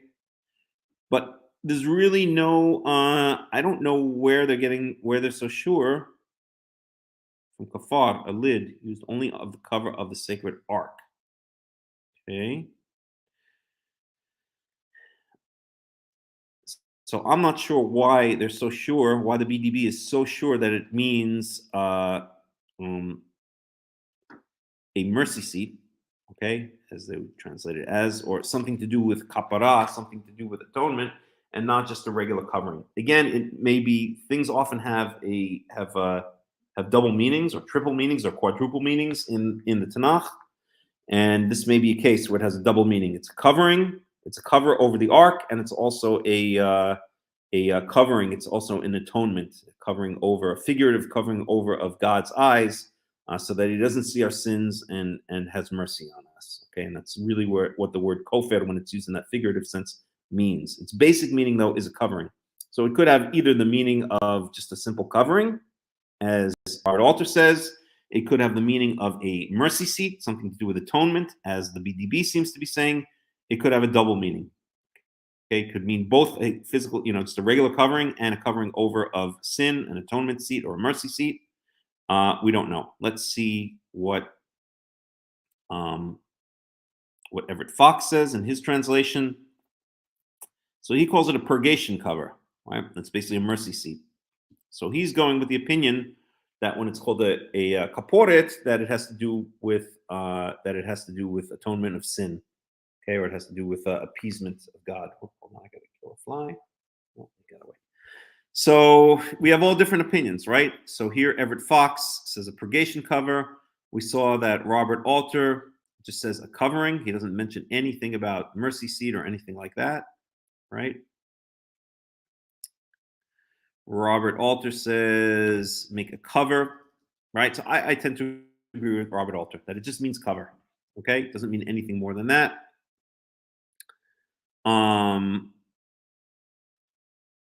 The BDB seems to imply that it's a mercy seat, right? Cover over sin. Let's see some translations. So we can go to the parallel of 25:17. So the question here is does the word kaporet just mean a covering, or does it mean a covering over of sin, or does it have a double meaning, right? So here, atonement cover. Here, New Living Translation just says, oh, the place of atonement, mercy seat, mercy seat, mercy seat, mercy seat, atoning cover, mercy seat. So the general consensus, not that consensus says everything, but the general consensus is that kaporet means mercy seat, okay, or it means seat of atonement. Propitiatory, okay, that also implies propitiatory is win or regain favor of a god, spirit, or person by doing something that pleases them. Okay. Oh, that's a for propitiatory. Propitiate. Okay. So a propitiatory, that's also a oh, I have to remember that. And here, contemporary English version just says make the lid of the chest out of pure gold. So it doesn't say anything about a mercy seat.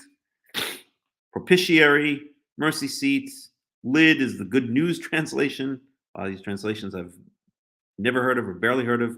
Throne of mercy, mercy seats.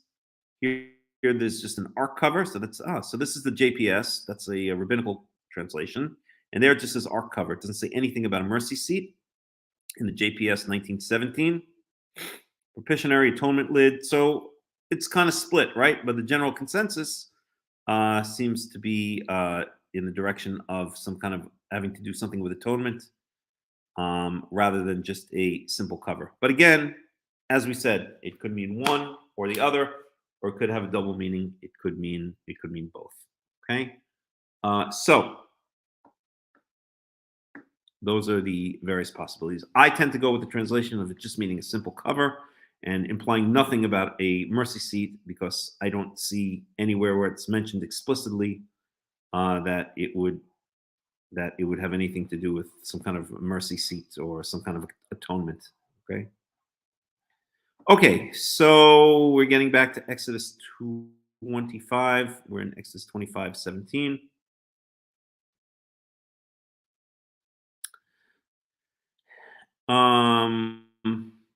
Okay, verse 18. Wasita shnayim keruvim zahav miksha ta'aseh otam mishnik shniktzot kaporet.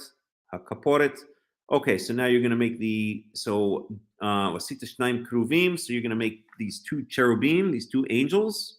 Okay. So this is zahav miksha. Okay, zahav miksha. So this is beaten. Miksha is beaten. So this is a beaten gold. Right. So this is what we saw before. These are these two cherubim right here. These two angels. Right.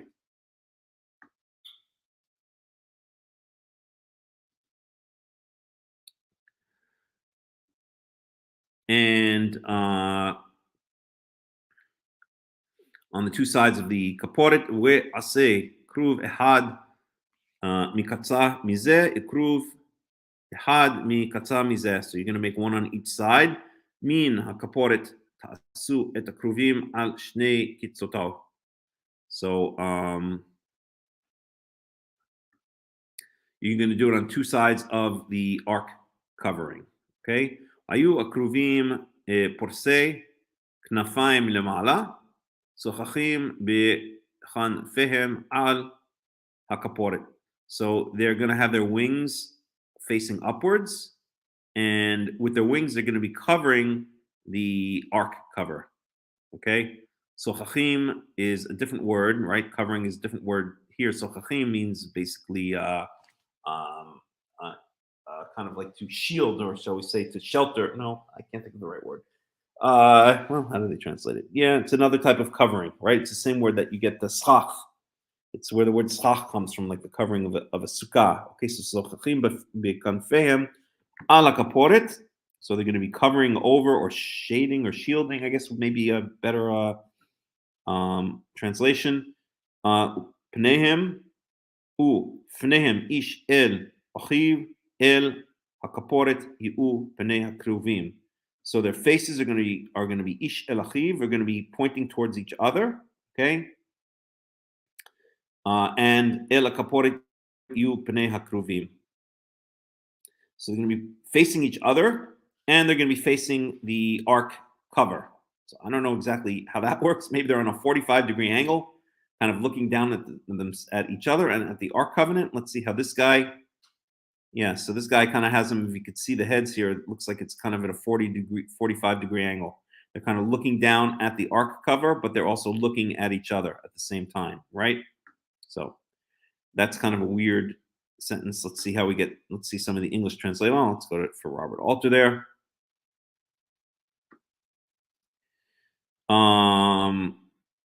Okay, so starting verse 17, you shall make a cover of pure gold, 2.5 cubits its length, and 1.5 cubits its width. You shall make 2 cherubim of gold, hammered work. You shall make them at the 2 edges of the cover, and make 1 cherub at one edge and 1 cherub at the other edge. From the cover you shall make the cherubim at both its edges, and the cherubim shall spread wings above, shielding the cover.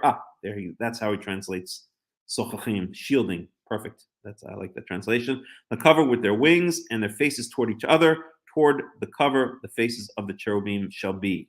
Okay, so the faces towards each other and towards the cover. Well, I guess the only way that works is if it's basically like a 45-degree angle, right? They have to face each other and they have to face the cover at the same time, as we see here in the diagram, right? So they're facing the cover, which is below them, and they're facing each other. They're across from each other, and so I guess that's the way it's got to be interpreted, is some kind of a 45-degree angle. Okay, so let's see. And you shall set the covering upon the ark from above, and in the ark you shall set the tablets of the covenant that I shall give you. Well, let's go back to here. Notati notata et hakaporet al ha'aron milamala. So you're going to place this covering on the ark from above. Wa'el ha'aron titen et ha'eduth. And into the ark you're going to place the testimony, asher iten elecha, which I shall give to you. So again, we saw that God has not yet, that Yehovah has not yet given the tablets to Moses. That's going to be in Exodus 34. But foreshadowing, right? That's what's going to happen. We nodati lecha sham, and I will meet with you, or I will make myself known to you, or I will be known to you there. Basically, I'll meet with you. It's the Ohel HaMoed, right? The meeting. Lecha sham. See one thing for myself.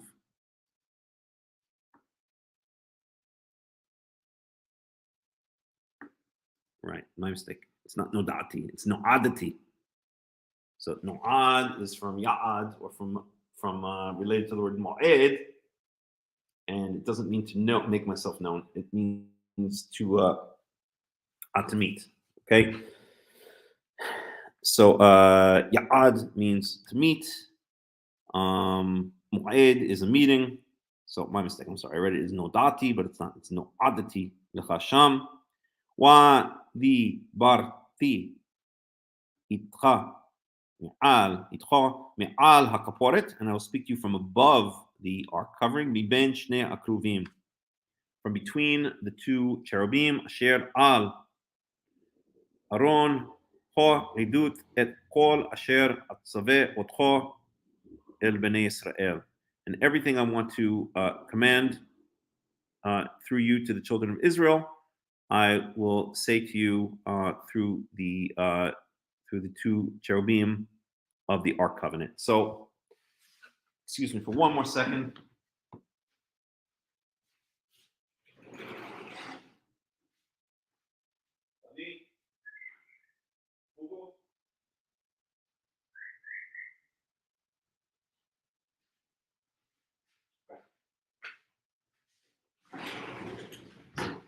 Okay, sorry, cat stuff. All right, so so what is this idea that God is talking to us from between the two keruvim, right? So this is my thoughts on the issue, and so we have a kind of a problem, shall we say, or a situation. We have a God who has no form, no physical form. He's not part of time and space.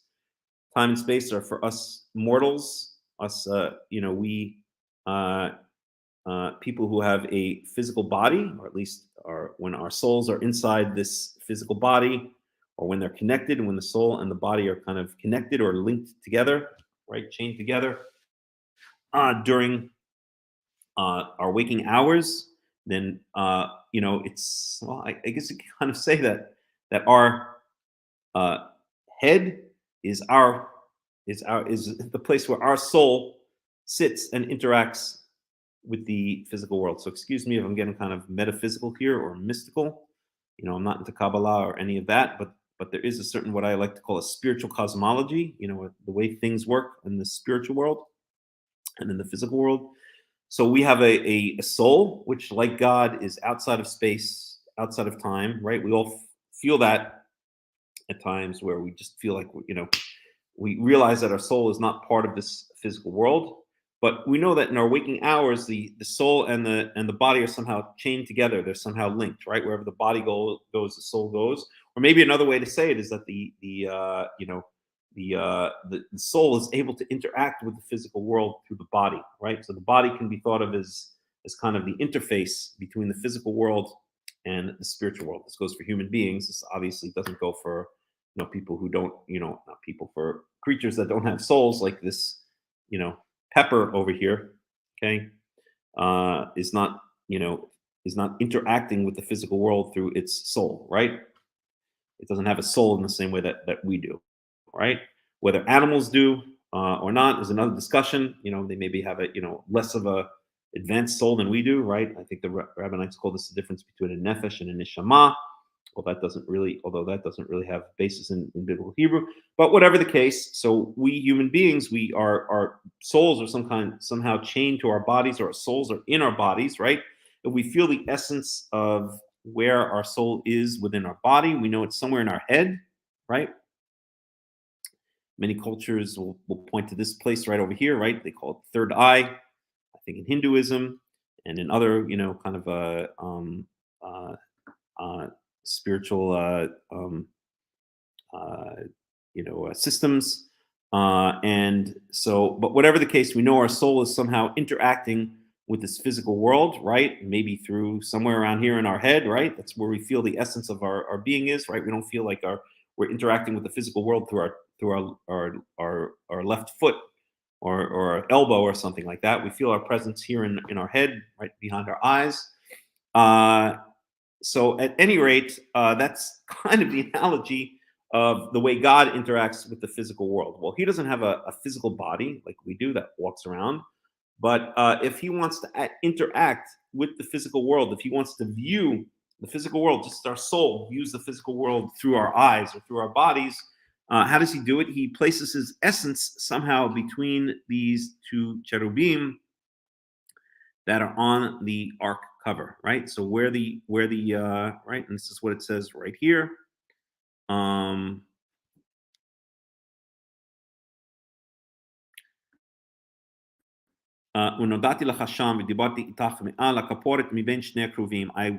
will meet with you there, okay, and I will speak with you from above the ark cover between the two cherubim asher al aron ha'edut, which is on the ark of the covenant. Okay, so that's how God interacts in a certain sense with the physical world. Okay, his physical presence, well, he doesn't have a physical presence. Okay, the way that he takes his energy, his essence, which is out of space and out of time, and places it in the physical world, is on the ark cover between the cherubim. Now it's interesting that we do the same. We take our souls and we put it inside our souls go inside our bodies, and that's how we interact with the physical world. That's how we can see, right? We can receive information through our senses, and we can do things. We can use our hands to do things. Okay, well, we get to kind of move around, right, and maybe even fly if we go in an airplane or something like that. And God is kind of stuck in the cover of the ark. He has to be kind of dragged around by the Levites, right? It's kind of ironic, right? So he relies on us. He relies on us to quote unquote move him around in this physical world. But I think the analogy holds that that's God's presence in the physical world. And we know, so if we work in concentric circles outwards, right? So we know that the space between the ark cover, or between the cherubim on the ark cover, is where God kind of, his soul rests, or sits in this physical world to interact with the physical world. Okay. And where is this ark cover? It's on top of the Aron Edut. It's on top of the Ark of the Covenant. And where is this Ark of the Covenant? We know it's in the Kodesh Kedoshim, in the Holy of Holies, the Devir, right? The Holy of Holies. And where is this Holy of Holies? We know that it's within the holy area of the temple, of the tabernacle. And we know that that's within the temple. And we know that that temple is within, well, eventually when its place is chosen, it's within the Temple Mount of Jerusalem. Okay, so and then around that we have Jerusalem, and then around that we have the land of Israel, and then around that we have the rest of the world. So it's kind of like concentric circles, right? So we have the ark cover, or the place between the cherubim and the ark cover. We have the Holy of Holies. We have the holy area. We have the tabernacle / temple. We have Jerusalem. At least once God is no longer living in a tent, he's living in an actual house, which is what the Haftarah, which if we get to it, we'll see when Solomon builds him an actual house in Jerusalem. So now he has a permanent house. He says, I've wandered in, I've lived in a tent all of these years since the day that I brought the children of Israel out of Egypt. And now, now you have thought to build me a house, right? So God is kind of, he's flattered. No, that's not the word. I can't think of the word, but he's happy that Solomon decides to build him a permanent house, right? So that permanent house is on the Temple Mount, right? This holy area, this holy Temple Mount, which is in the holy city Jerusalem, which is in the Holy Land, the land of Israel, which is in this world, which is in this solar system, in this galaxy, in this universe, shall we say, right? Group of galaxies, universe, whatever. So we work our way out in concentric circles. So we've got the place between the cherubim on the ark cover. We have the Holy of Holies, the holy. We have the temple. We have the Temple Mount. We have Jerusalem. We have the land of Israel. We have the rest of the world, and then we have, as I said, the solar system, the galaxy group, the universe, etc. Right? But just as we interact with the physical world through our souls being placed within our bodies, this is our bodies. We can be thought of as the cover of the ark, right? This is our cover of the ark. Our little souls, right? Elohim At. Our little souls are placed within these physical things called our bodies, and through it, our souls are able to interact with the physical world. Well, God, Yehovah, is able to, in a sense, emanate his energy in this world through this place in the between the cherubim on the cover of the ark. It's the closest thing that God could be said to for having a body or having a physical presence in this world, right? It's between the cherubim on the ark cover, which is carried around by the Kohanim. So like someone in a wheelchair, he has to be wheeled around. Here he has to be carried around by the Kohanim. We have more mobility in a certain sense than God does in his, I won't even say physical manifestation, in the way that he is able to interact physically with this physical world of space and time. I hope what I'm saying kind of makes sense. It's a little bit complicated. It's things that I've thought about for many, many, many years, and I hope it kind of makes sense. Maybe what I'll do is close the window because I think I'm getting glare right in my face. Excuse me for 1 second.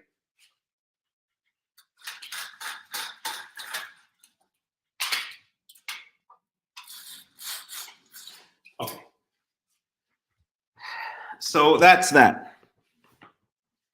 Any comments? Any questions? Anybody want to say anything? Okay, if you do, just type in a comment. We'll move on. All right, so this is the place where God is going to meet with us. There's a lot to say about that as well, but we're going to move on. Okay, so now we get to the showbread table. Let's look at this guy. I have no idea who he is, but I found him on the internet. I don't know if he's a Jew, a Christian, a black Hebrew. He might be. I just don't know. But let's see what he has to say about the showbread. And then we'll read through the verses.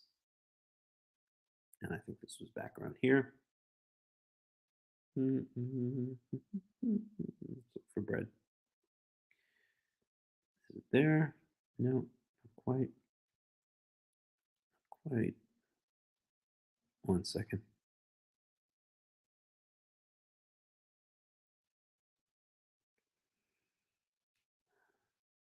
There's the showbread. Okay. All right. Let's take a look at what he has to say. The holy place, we're going to learn the truths of God. And thou shalt make a table of acacia wood. 2 cubits shall be the length thereof, and a cubit the breadth thereof, and a cubit and a half the height thereof. And thou shalt overlay it with pure gold, and make thereto a crown of gold round about. And thou shalt make unto it a border of a handbreadth round about. And thou shalt make a golden crown to the border thereof round about. And thou shalt make for it 4 rings of gold, and put the rings in 4 corners that are the 4 feet thereof. Close by the border shall the rings be, for places of the staves to bear the table. And thou shalt make the staves of acacia wood, and overlay them with gold, that the table may be borne with them. And thou shalt make the dishes thereof, and the pans thereof, and the jars thereof, and the bowls thereof, wherewith to pour out of pure gold shalt thou make them. And thou shalt set upon the table showbread before me alway. Exodus chapter 25, verses 23 through 30.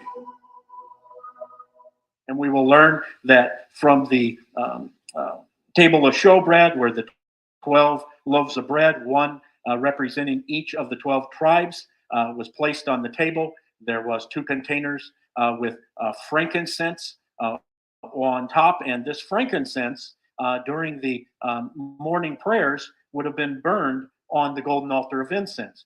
And remember, the hot coals that fueled the incense waffling up in the tabernacle, those hot coals came from the altar of burnt sacrifice and no other place, no strange fire, so to speak. So with the table of showbread that was exchanged every Shabbat, every Sabbath, a new 12 was put in, and it represented how God sustained the people from the earth, from the ground, from the seed and the rain and the harvesting. So the truth that we learn from the table of showbread is that God sustains us. To my right is the menorah. Now the menorah was the... Okay, all right, let's stop there. And let's read the verses having to do with the showbread, or the table of showbread. So we're in Exodus chapter 25, verse 23. ועשית שולחן עצי שיטים, אמותיים אורכו, ועמה רוחבו, ועמה וחצי קומתו. So we're going to do this a bread from acacia wood. So pretty much everything when wood is used, it's acacia wood. So it's going to be 2 cubits in length. So that's going to be about 3 feet. And it's going to be 1 cubit wide and 1 cubit tall. So it's the same height as the Ark of the Covenant. So the Ark of the Covenant was, let's see.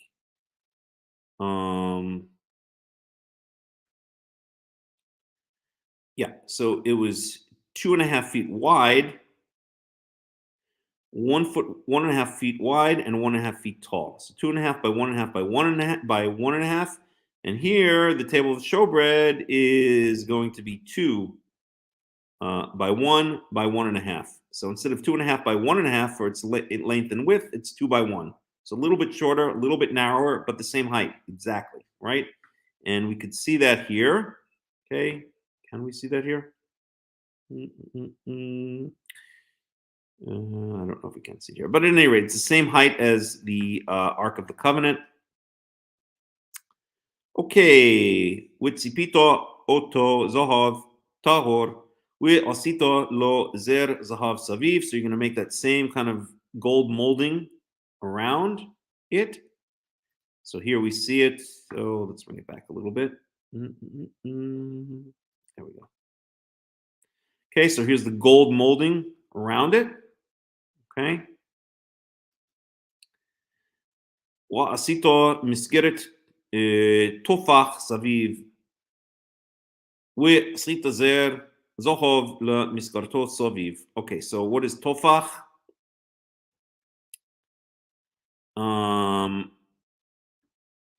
So that's a handbreadth. Okay, a tefach, they usually say in modern Hebrew. So yeah, so we're talking about 2 things. So here, okay, so the table itself. Oops. So the table itself is going to have its own. So here's the table. I believe this is going to be the zer, the gold molding around the table down below, and then this is going to be what's called the misgeret, or the frame around it, right? Because we don't want the bread to, we don't want crumbs to fall over the floor. We don't want the bread to fall over the floor. So it has a frame, right, that goes up a little bit more where the bread is held, and that also has its own molding, its own gold molding around it.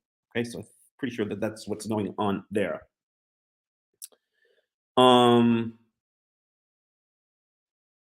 And that's a hand breadth. So what is a tofach or tefach? A span or hand breadth.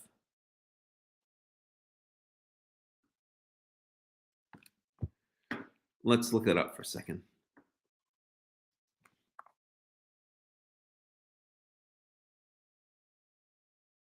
Here we go. Tefach Wikipedia. Oh.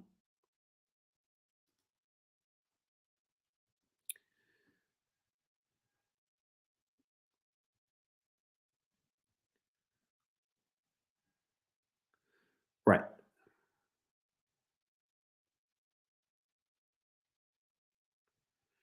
Okay. So a little bit.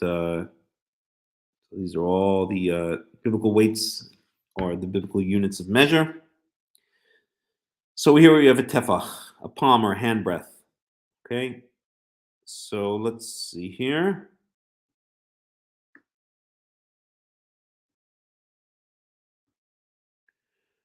Okay, so the hand breadth.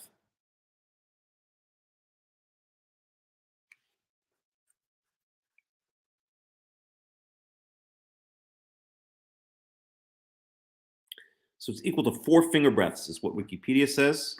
Okay. Okay, but that's all from rabbinical sources. But let's go with that for a second. Okay, so it's basically a hand breadth. It's the width of a hand. Okay, or 1 palm wide. So I guess it would be something like this. Oops. So tefach would be something like this. Oops. Like that. this width here to here. That would be a tefach. So we're probably talking about, maybe 3 inches or something like that. Let's see what they say. It's ot.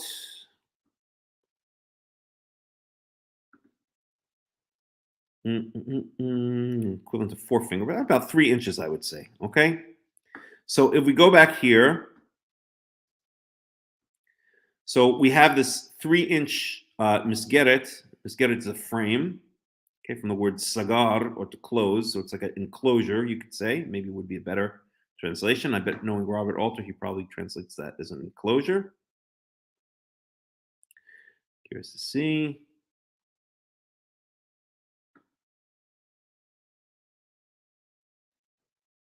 Where'd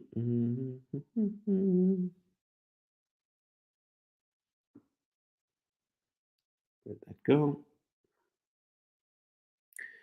2 cubits its length, and here we go. And you shall overlay it with pure gold and make it for a golden molding all around, and you shall make a frame. So he calls it a frame. Okay, maybe an enclosure would be a better word because it comes from the word misgeret, comes from the word sagar, or to close. So an enclosure, but we'll call it a frame. Okay. And so that is this thing over here. That is this 4-inch frame, okay, that rises up from the table.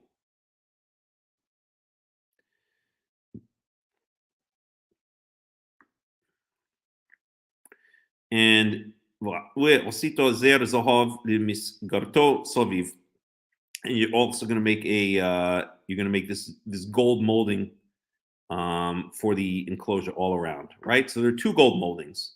There's one gold molding on the table itself that's down here, right, where the poles are. And there's another gold molding around the enclosure or around the frame. Okay. Okay. We osito lo arba tabot zohov. We notata et hataboot al arba hapeot asher le arba roglov. So then you're going to make 4 rings. Okay, these are the 4 rings right here. You can see, you can see some of them. This ring right over here. Okay.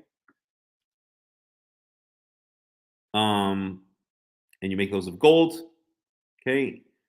And remember when they were made of gold last time, the word yatsakta was used to cast them. So we could assume maybe it's the same thing, although it doesn't say explicitly. And you're going to place it on the 4 corners. So pe'ah is a corner. Okay. Asher le'arba roglov. The 4 corners which are next to or on the 4 legs. Okay. So let's get a better thought translation than my on the fly. And you shall make 4 gold rings for it, and set the rings at the 4 corners which are at its 4 legs. Okay. Okay, so it has 4 legs, right? That's where the corners are. Okay, and that's where the rings are going to be. They're right where the legs are at the 4 corners. Okay. Okay. Just look something up for myself for a second. This is the word peah, which means corner.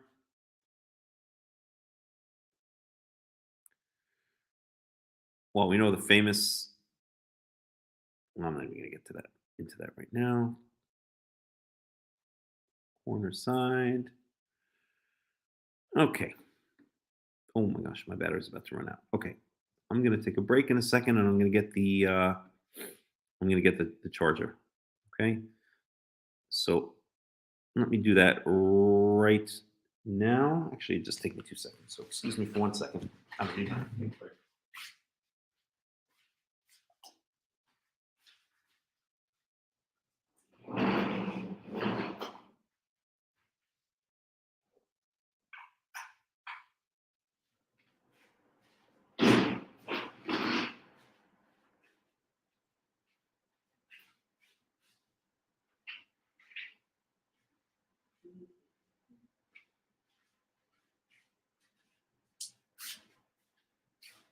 Yeah, let's take a break for a moment. All right, so let me put on some of that nice Sephardi music. And we'll take a break for a couple minutes. I'll be back in about 7 minutes or so.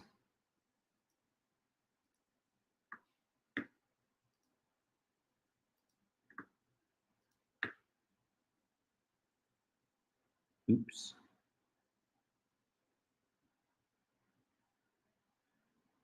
Oh, might as well leave this on. Exodus chapter 25, verses 23 through 30.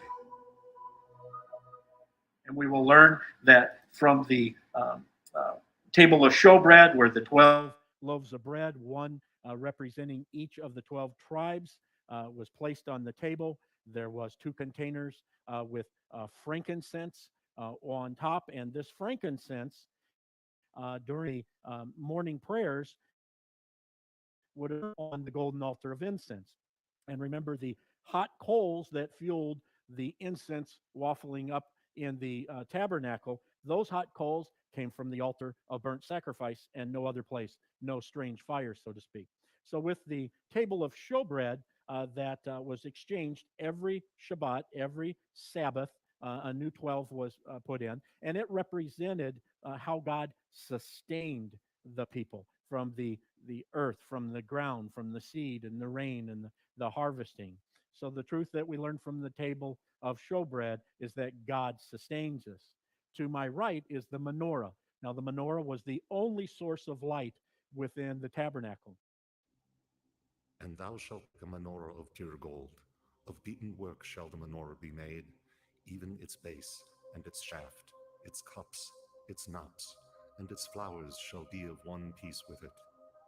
And there shall be 6 branches going out of the sides thereof. 3 branches of the menorah out of the one side thereof, and 3 branches of the menorah out of the other side thereof. 3 cups made like almond blossoms in one branch, a knot and a flower, and 3 cups made like almond blossoms in the other branch, a knot and a flower. So for the 6 branches going out of the menorah. And in the menorah 4 cups made like almond blossoms, the knops thereof, and the flowers thereof. And a knot under 2 branches of one piece with it, and a knot under 2 branches of one piece with it, and a knot under 2 branches of one piece with it, for the 6 branches going out of the menorah. Their knops and their branches shall be of one piece with it, the whole of it one beaten work of pure gold. And thou shalt make the lamps thereof 7, and they shall light the lamps thereof, to give light over against it. And the tongs thereof, and the snuff dishes thereof, shall be of pure gold. Of a talent of pure gold shall it be made, with all these vessels. And see that thou made them after their pattern, which is being shown thee in the mount. Exodus chapter 25, verses 31 through 40. And the menorah had 7 branches. The center branch is sometimes referred to as the servant branch. And inside each of those little lamps would have been olive oil. And that would have produced the fuel for the lamp, for the light. And the wicks would have been made out of linen. Now, where did they get the wicks? The wicks would have been produced from the soiled garments of the high priest, not the golden garments, but the white linen garment. When that became too torn or worn to be used, it was shredded into strips, and that was used for the wicks of the menorah. Now, then we have the golden altar of incense, sometimes just referred to as the golden altar, and it was standing right in front of the veil separating the holy place from the Holy of Holies. And thou shalt make an altar to burn incense upon. Of acacia wood shalt thou make it. A cubit shall be the length thereof, and a cubit the breadth thereof. 4 square shall it be, and 2 cubits shall be the height thereof. The horns thereof shall be of one piece with it. And thou shalt overlay it with pure gold, the top thereof, and the sides thereof round about. And the horns thereof, and thou shalt make unto it a crown of gold round about. And 2 golden rings shalt thou make for it under the crown thereof, upon the 2 ribs thereof. Upon the 2 sides of it shalt thou make them, and they shall be for places for staves, wherewith to bear it. And thou shalt make the staves of acacia wood, and overlay them with gold. And thou shalt put it before the veil that is by the ark of the testimony, before the ark cover that is over the testimony, where I will meet with thee. And Aaron shall burn thereon incense of sweet spices every morning. When he dresseth the lamps, he shall burn it. And when Aaron lighteth the lamps at dusk, he shall burn it, a perpetual incense before the Lord throughout your generations. Ye shall offer no strange incense thereon, nor burnt offering, nor meal offering, and ye shall pour no drink offering thereon. And Aaron shall make atonement upon the horns of it once in the year. With the blood of the sin offering of atonement, once in the year shall he make atonement for it throughout your generations. It is most holy unto the Lord. Exodus chapter 30, verses 1 through 10. Now, there are some that say that the golden altar of incense was more toward the front of the holy place, so you would enter into the place of prayer before you acknowledged God sustains you and that God provides direction or light for you. But most say that it was closest to the veil. Now, let's look at the dimensions of each of these holy vessels. Now, the table of showbread is made out of acacia wood, and the acacia wood is then overlaid with gold. You'll notice that there are 4 rings on it, but the staves or the poles are missing because once it was put in place, just like the golden altar, once it was put in place, the staves were removed. So the table of showbread is 36 inches long, 18 inches wide, and 27 inches high. And you'll notice that there is a crown molding, a rim around it, and that's to keep the bread and the cup and the frankincense and everything from falling off when it's being transported. Bread would have always been on there, of course, exchanged every Sabbath. To my right is the menorah, the only source of light, as we said.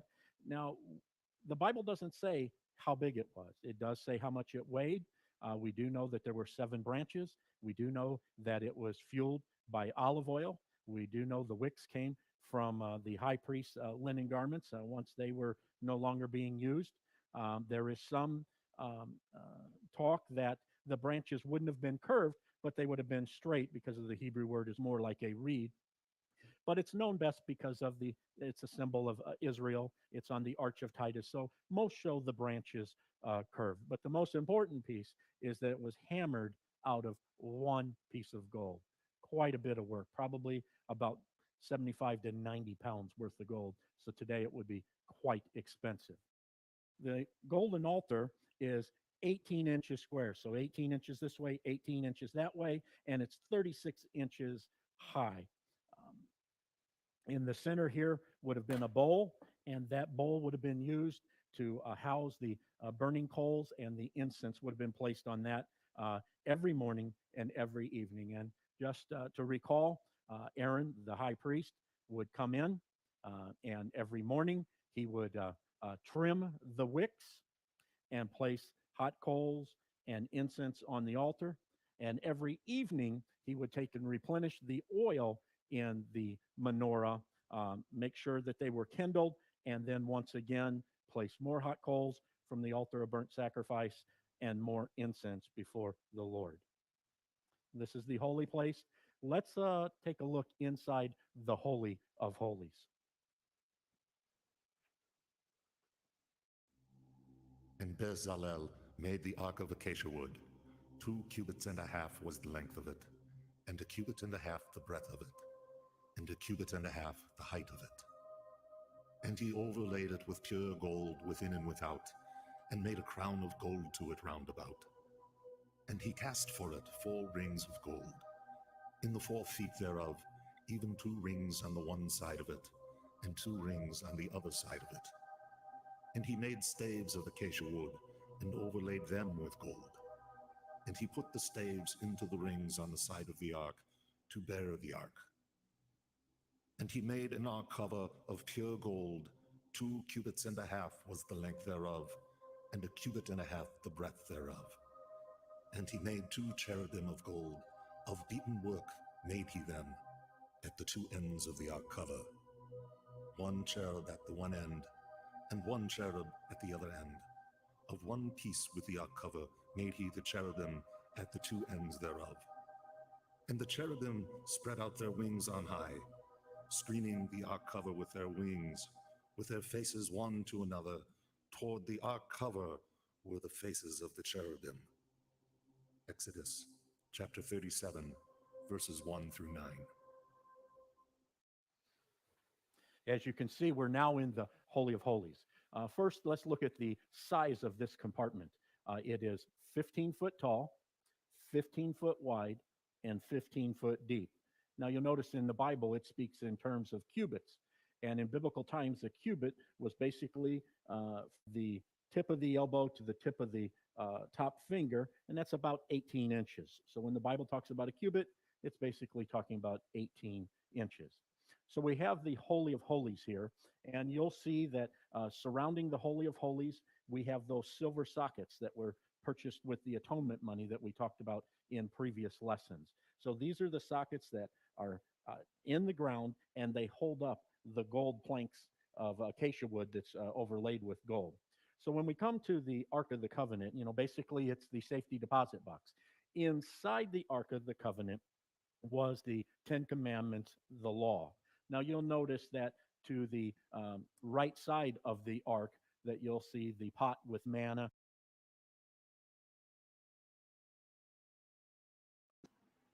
Okay, so let's continue on with the text. I like this guy's videos, or video, I should say. So it doesn't seem to any Christian stuff or anything like that. So that's a good thing. And okay, let's share the screen again in a different way, and we'll get back into the text. Well, we've got the golden lampstand, the curtains, the boards and sockets, the veil for the ark,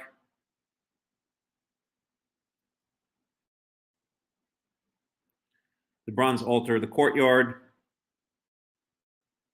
the oil for the lamps. Well, that's already going too far, right? We have to go to 27:19.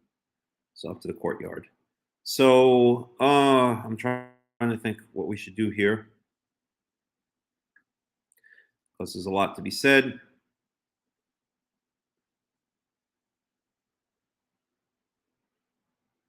So we're up to the table of the showbread.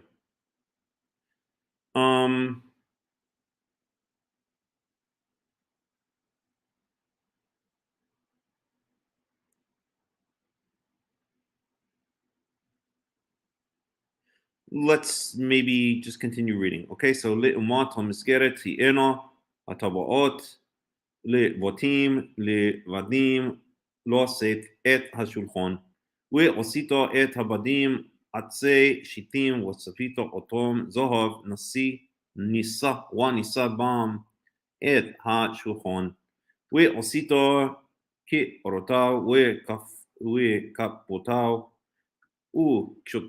וכשותיו ומניקותיו אשר יוסח בהן זהב טהור תעשה אותם.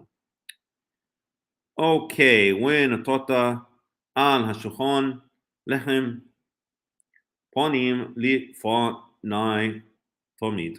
Okay, so that's the table of the showbread.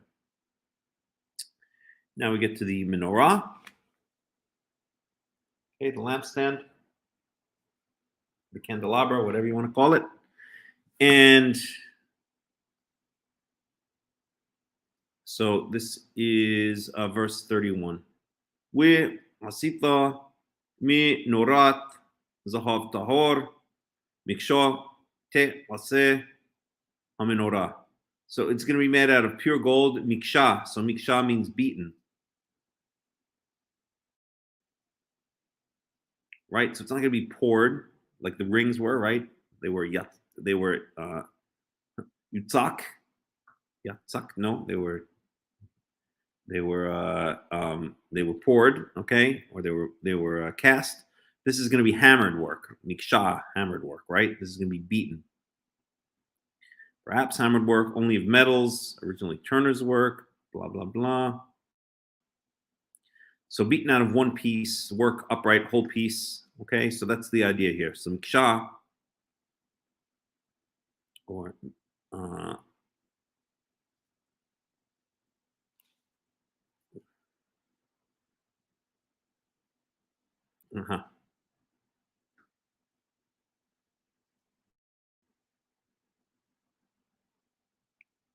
yeah, so beaten is the way it's usually translated.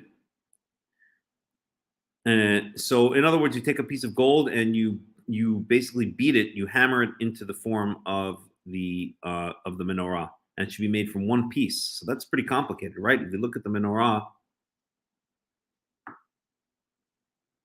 see where it is.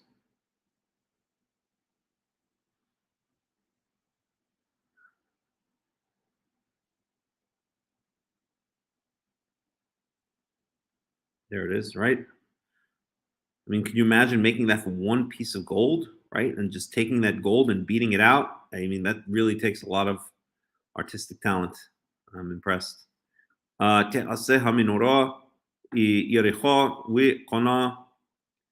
you're going to make, so from this beaten gold, you're going to make the menorah. It's yerech, it's literally its thigh, right? They translate that usually as its stand or its shaft. Okay.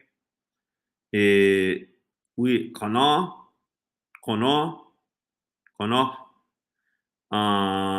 It's branches. What givi eha? It's bowls. I guess you can translate that as kaftoreha. It's knobs. Upraheha. It's flowers. Mimeno ihu. So we've got a bunch of different. We have the thigh or the shaft. Okay, we've got the kana. So a kane is a stalk or a reed.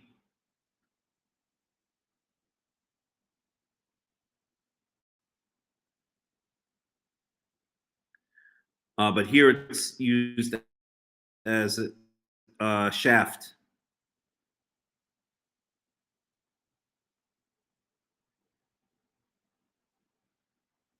Here they use it as branches, actually. Okay.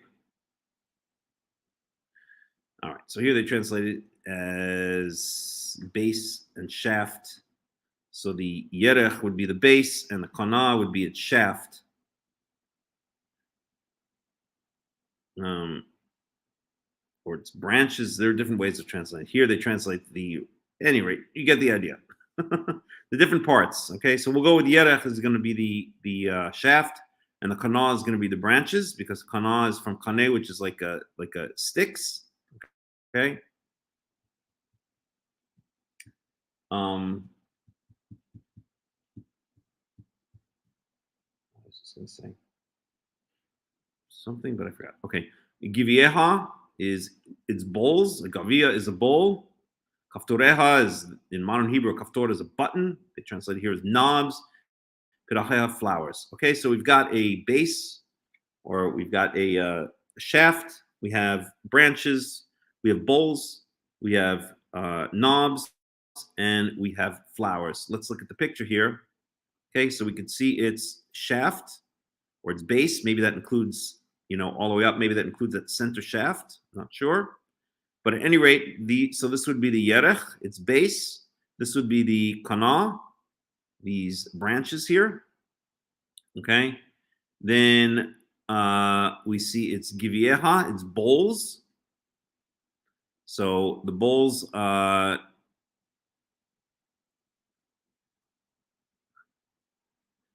we have bowls, knobs, and flowers. So we have bowls, knobs, and flowers. So maybe these are the bowls down here. These are the knobs here. And these are the flowers here, perhaps. I'm not sure, to be honest. So let's see. At any rate, verse 32 was Shisha Kanim. So here we go. It's Shisha Kanim.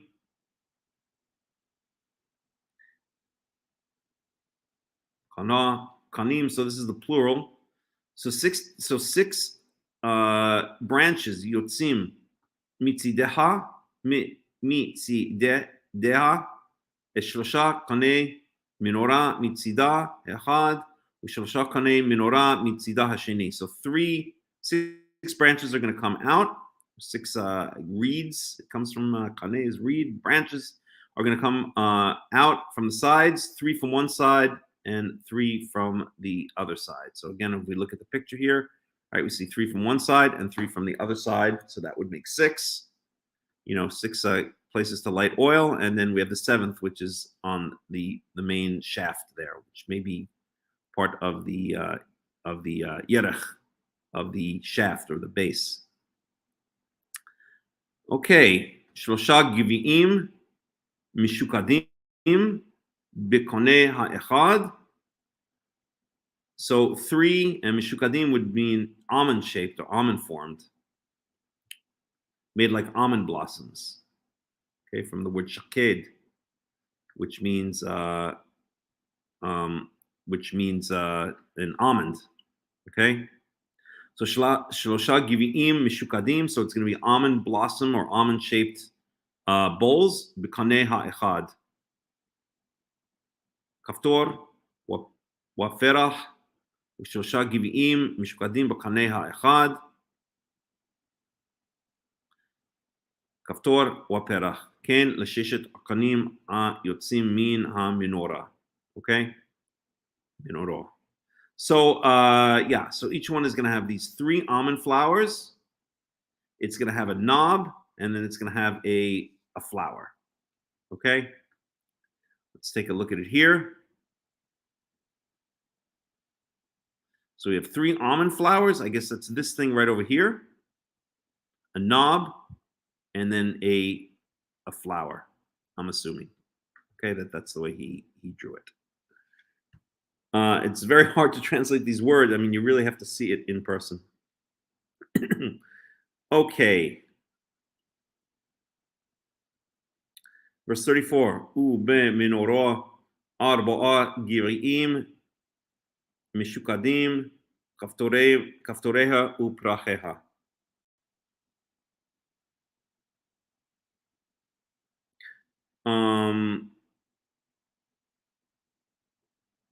So I'm assuming this is referring to the center shaft. So in the center shaft, you're going to have 4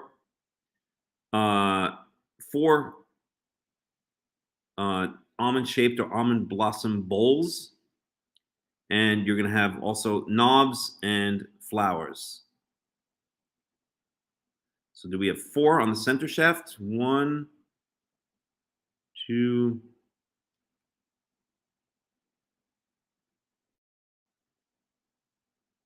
I'm not really sure. I'm not really sure how to translate these words into the picture, but let's just move on. Verse 35. V'kaftor tachat shnei hakanim mimena. V'kaftor tachat shnei hakanim mimena. V'kaftor tachat shnei hakonim mimena. L'sheshet hakonim yotzim min hamenorah. So this is So this is a kaftor then. Okay, so I think I got that one. So we have 6 branches that are coming out all together, right? So each one of these things, I don't know if you can see me moving my mouse, but each one of these things is going to be the kaftor. This place where the 2 sides meet, okay? Right here's a kaftor, right here's a kaftor, right here's a kaftor. So that's a kaftor, a knob. So that's what it says. Kaftor tachat shnei hakonim mimena. Kaftor tachat shnei hakonim mimena. Kaftor tachat shnei hakonim mimena. So that's repeated 3 times. Okay. So a knob under 2 branches. Okay. And a knob under 2 branches and a knob under 2 branches. So for every place that the 2 branches meet, one going out to each side, you're going to have this thing called a kaftor. The shishet hakonim hayotzim min menorah. For the 6 branches that are coming out of the menorah. So the 6 branches coming out, and the menorah itself, right, is the main stand. Okay, maybe we'll look at these verses again and try to run through it again. Kaftorehem u kinutam imena יהיו כולה מקשה אחד זהב טהור. So these knobs and the branches that are coming out from the knobs, all of it is going to be miksha achad, is going to be one beaten work of gold, of pure gold. Miksha achad tahor zahav, zahav tahor.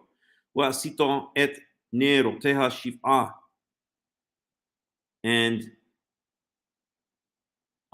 you will make lamps, its lamps, shiva, 7 of its lamps, ve'elo et neroteha ve'ha'ir et ever paneha. And you will raise up its lamps, and you will shine light across its face.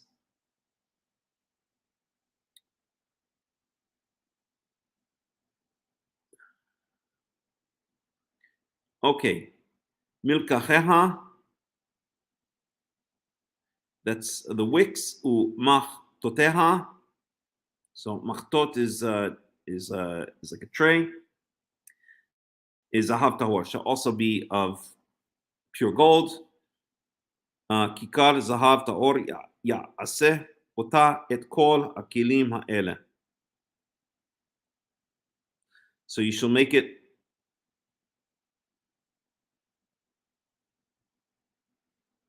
out of a kikar, is usually translated as a talent of gold. It's like a gold brick. And you're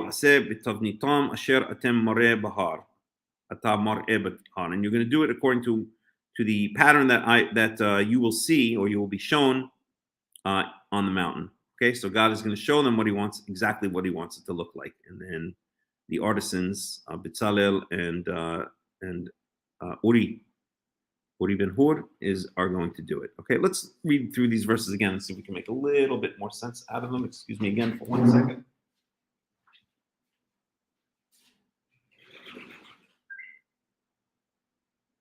You want to come in?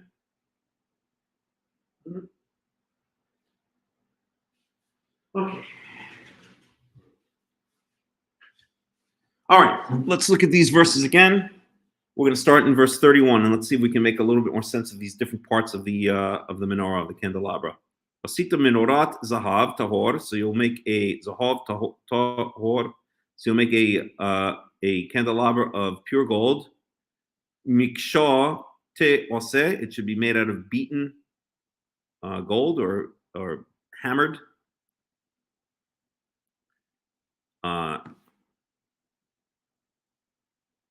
Hammered work, I guess you could say. Te'aseh hamenorah. So it's made out of a single piece of gold hammered into that shape. So yerecha. So this yerech. Okay, so yerech means, in its most basic form, is thigh, but here it's going to probably mean that main shaft. So loin, thigh, loin, side, base. Okay. So this yerech is going to be this main shaft, I think, that goes all the way from the bottom here, including the base, all the way up to the top, where that 7th candle is placed. Okay, that's going to be the yerech.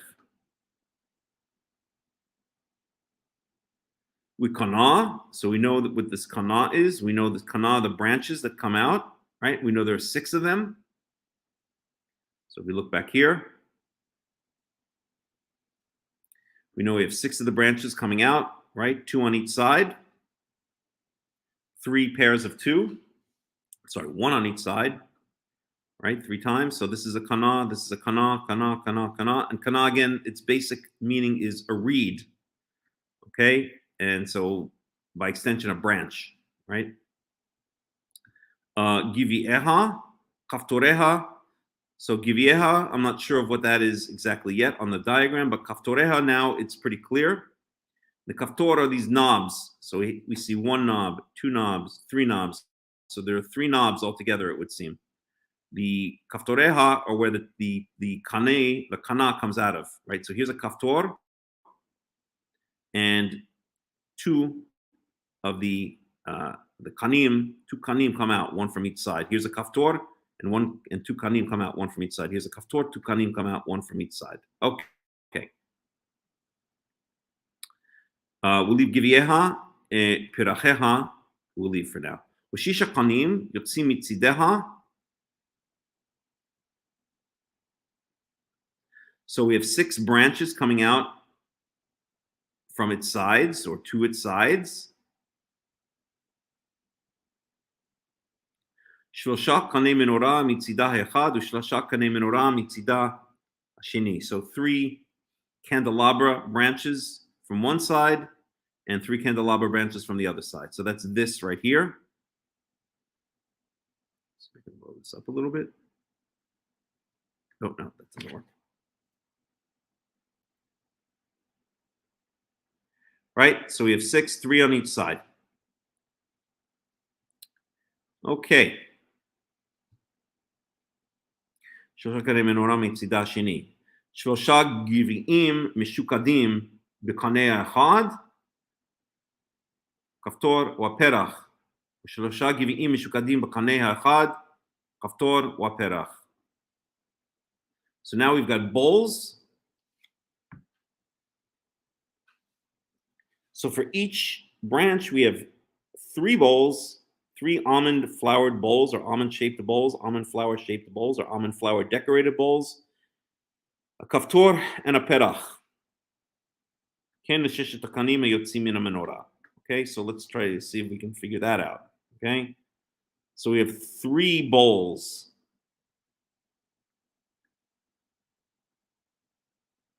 And I'm really not sure what part of this diagram it's referring to. We have 3 bowls, 3 almond shaped bowls, 1 kaftor. One second here. שלושה גביעים משוקדים, קנה אחד, כפתור ופרח. Oh, we know what the, wait a second. שלושה גביעים משוקדים בקנה אחד, כפתור ופרח.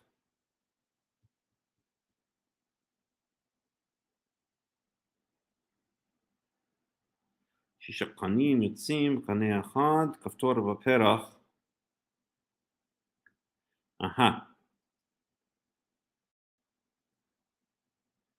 So I'm not sure of the kaftor. We know that these things here are the kaftor, where the 2 meet, but is there another kaftor? I'm really sure to be 100%. Okay.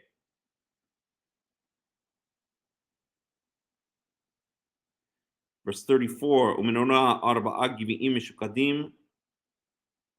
So this is the middle one. So the middle one has 4 bowls, has 4 givi'im.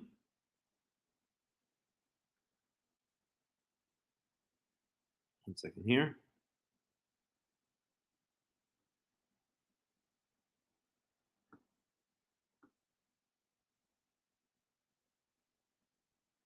Umenona arba'a givi'im mishukadim.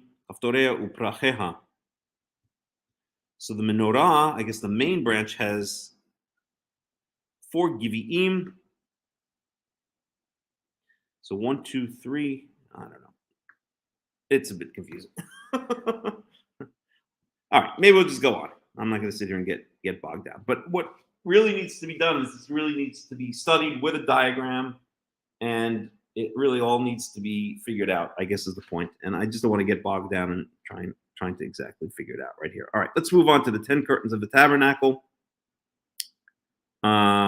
ואת המשכן תעשה 10 יריעות 6 משזר ותכלת וארגמן ותולעת שני כרובים מעשה חושב תעשה אותם. Okay, so now we're going to make these 10 curtains.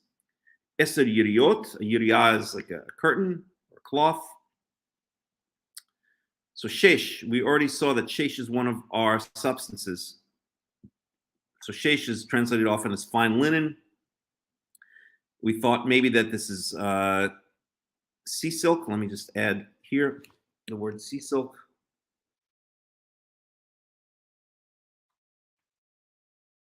Okay, so maybe it's made from these byssal threads, this bysum of mussels, perhaps. Nobody's sure, but that's one theory. And so we have, but at any rate, it's this fine linen. I'm going to call it, I'll just say perhaps from the byssal threads of mussels, right? Those little hairs on the mussels, mussels, on the mollusk, okay, on the bivalve known as the mussel. And then we have mashzar. So let's look at this word mashzar.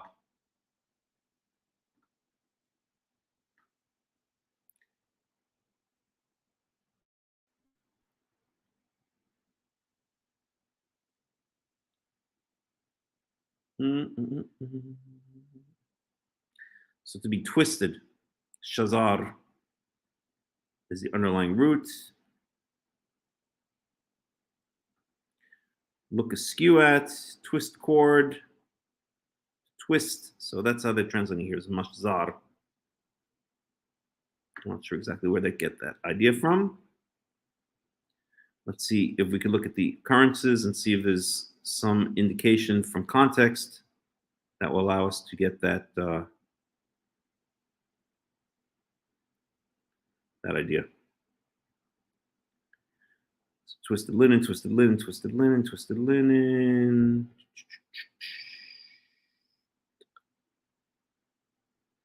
Masar. So it's all related to twisted linen. Shesh mashzar. In fact, the phrase I think always occurs together. Shesh mashzar. Shesh mashzar. Everywhere I see it, it's shesh mashzar. And those are all the occurrences. Exodus 39. And it only occurs in the book of Exodus, this word, as far as I can see. So I'm not sure.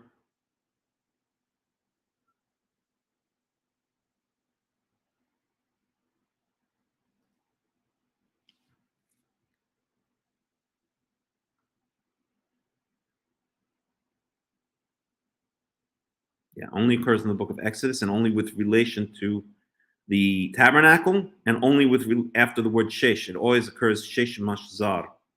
So I'm not sure exactly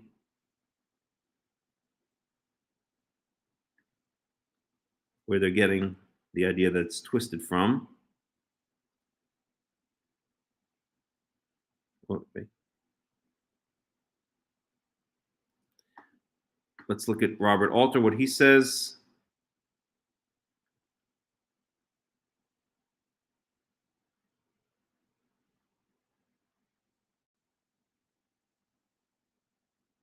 So yeah, we're in Exodus 26 now.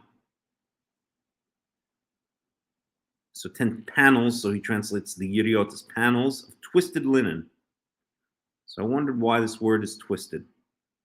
So the cloth panels yiriot invoke a term generally used for tent coverings, and we are repeatedly reminded that this portable sanctuary, however splendid in gold and silver and bronze and acacia wood, is a tent. Oh hell, the twisting of linen evidently refers to a special technique in the weaving process designed to give the individual threads extra strength. Okay, we'll leave it as twisted linen. I'm not sure what the underlying, where they're getting the idea that it's twisted, but okay.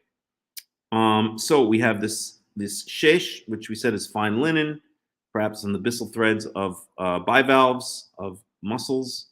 Tchelet, we already said, is blue cloth, blue fabric. Argaman, purple fabric. Tola'at shani is worm scarlet fabric. Okay. And then we have the cherubim. And so on these 10 curtains are going to be pictures of cherubim. And let's see if we can see that here in this guy's video.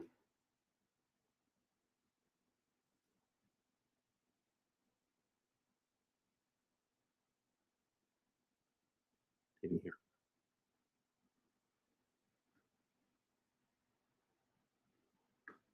1 second.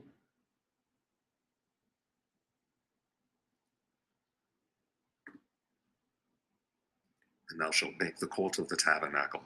For the south side southward there shall be hangings for the court of fine twined linen, 100 cubits long for one side. And the pillars thereof shall be 20, and their sockets 20, of copper. The hooks of the pillars and their fillets shall be of silver.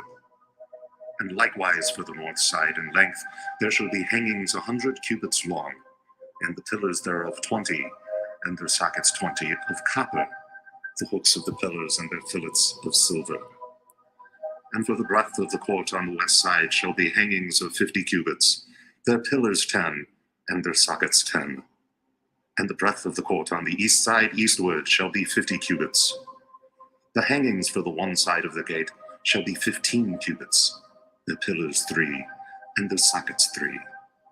And for the other side shall be hangings of 15 cubits, their pillars 3, and their sockets 3. And for the gate of the court shall be a screen of 20 cubits, of blue, and purple, and scarlet, and fine twined linen, the work of the weaver in colors, their pillars 4, and their sockets 4. All the pillars of the court round about shall be filleted with silver, their hooks of silver, and their sockets of copper.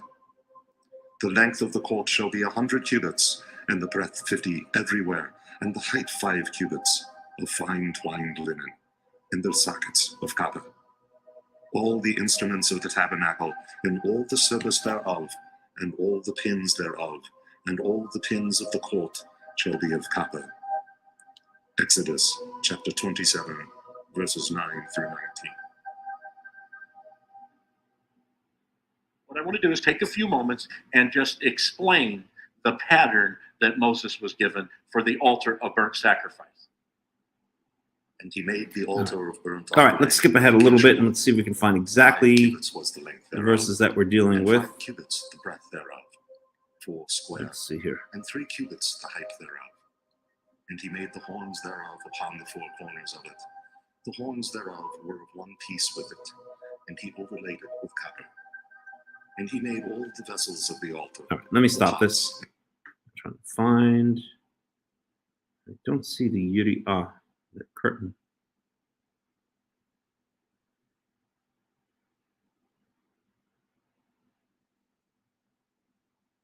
Yeah, I don't see it here, unfortunately. Okay.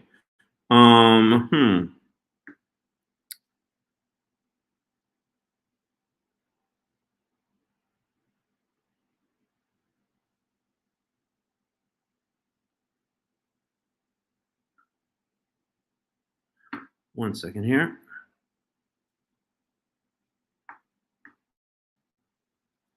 Yeah, I don't see it here. Okay.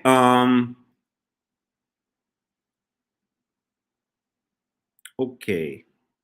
So Orach HaYiri'ah Echad, we'll just read on then. Orach HaYiri'ah Echad, Shmona V'Esrim Ba'amah. So 28 Amah. So 28 times 1.5 is going to be 28 plus 14 is going to be 42.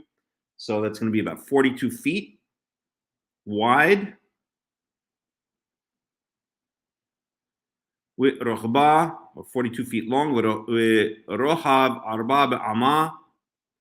And so it's going to be, so in length, it's going to be about 42 feet and then about 6 feet in width. Hayiriyah Echad, Midah Echad, Chor Hayiriyot. And all of them are going to be exactly the same size. Hamesh Hayiriyot Ti'ena Chovrot Isha El Achota. Hamesh Yiriyot Chovrot Isha El Achota.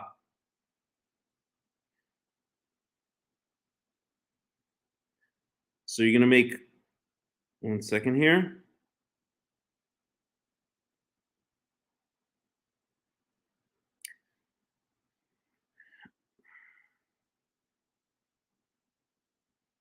So there's going to be 10 of these altogether.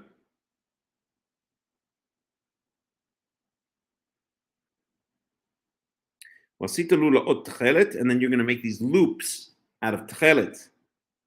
Right? Tchelet is blue fabric. Al sfat yiri'ah, ha'echad, miktzah,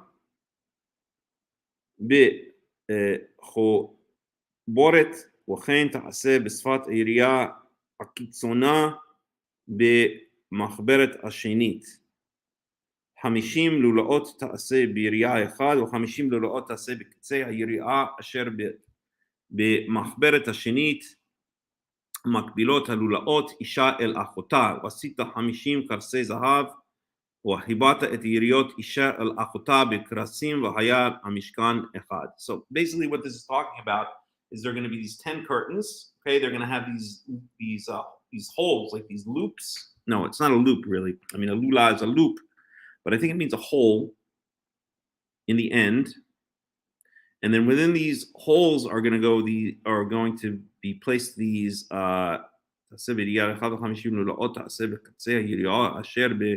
מחברת השנית מקבילה לוליות ועשית 50 קרסי זהב. So קרסי זהב is so translated as clasp. Okay, so that's gonna like hook these loops together. Let's see if we can find a picture. Maybe here. Maybe here.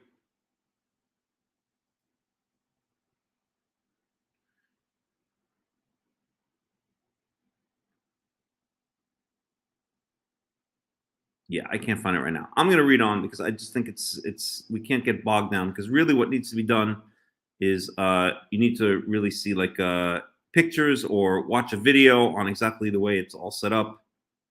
It would actually probably be worth it if I could play that video. Let me see if I can find that video of when I visited Tim the Park. I think that would be actually a good way to end the study. Make a lot more sense that way. So let's see here. Let me see here.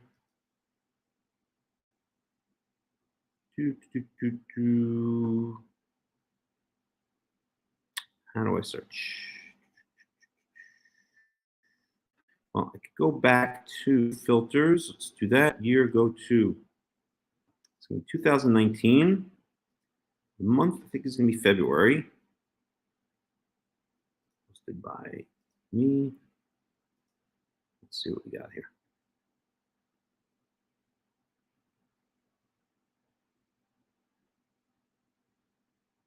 February, was it March? I think, when did we go to Eilat? January, we got to December, January? Pretty sure it's February. So let's see here. Just give me 1 second.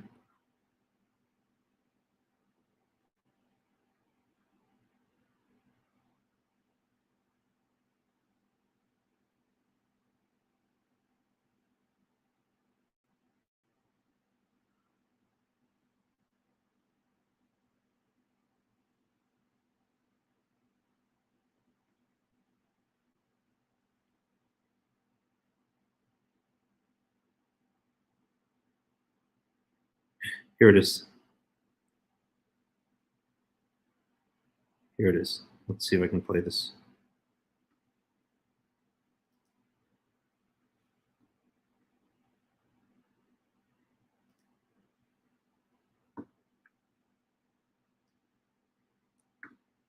How do I get rid of this? Okay. Let's see how we do this here.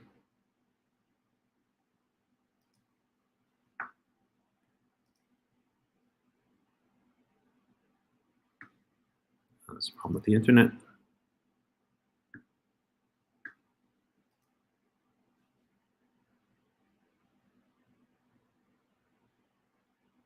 Okay.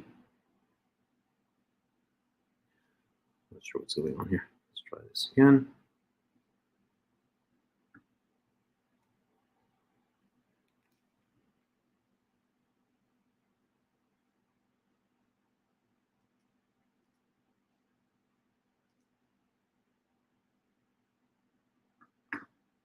One second here.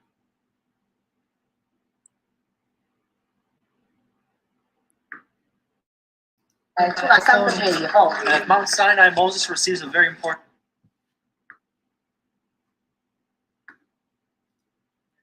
Can you guys see the video?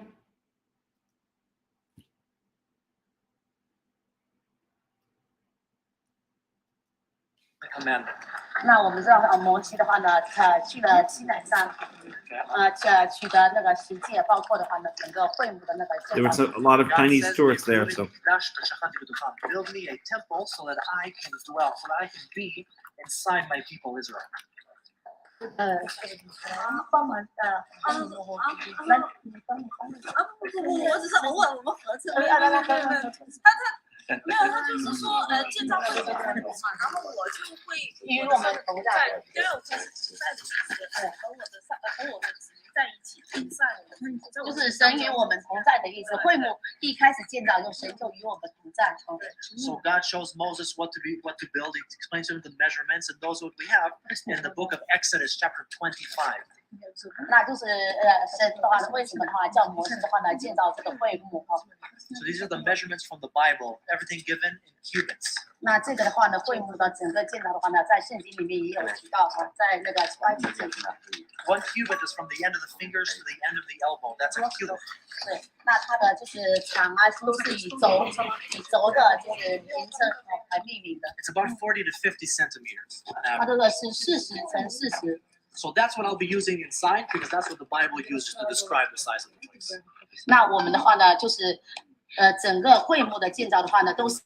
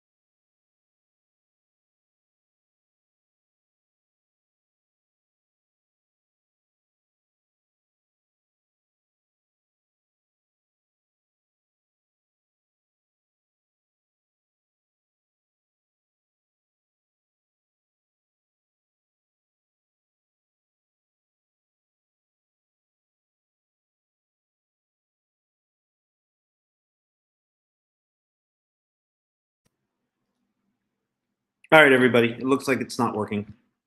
So, 就是支派 oh 不 boy, 支 oh 派 boy. So the tribe of Levi is in charge of the work. Yeah, it's not working well. All right. So I think what we're going to do is this to finish off the study. I'm just going to read through to the end of the Parsha without commentary, unless it's something very important, and then we'll end the study with that. Okay. So we just did this.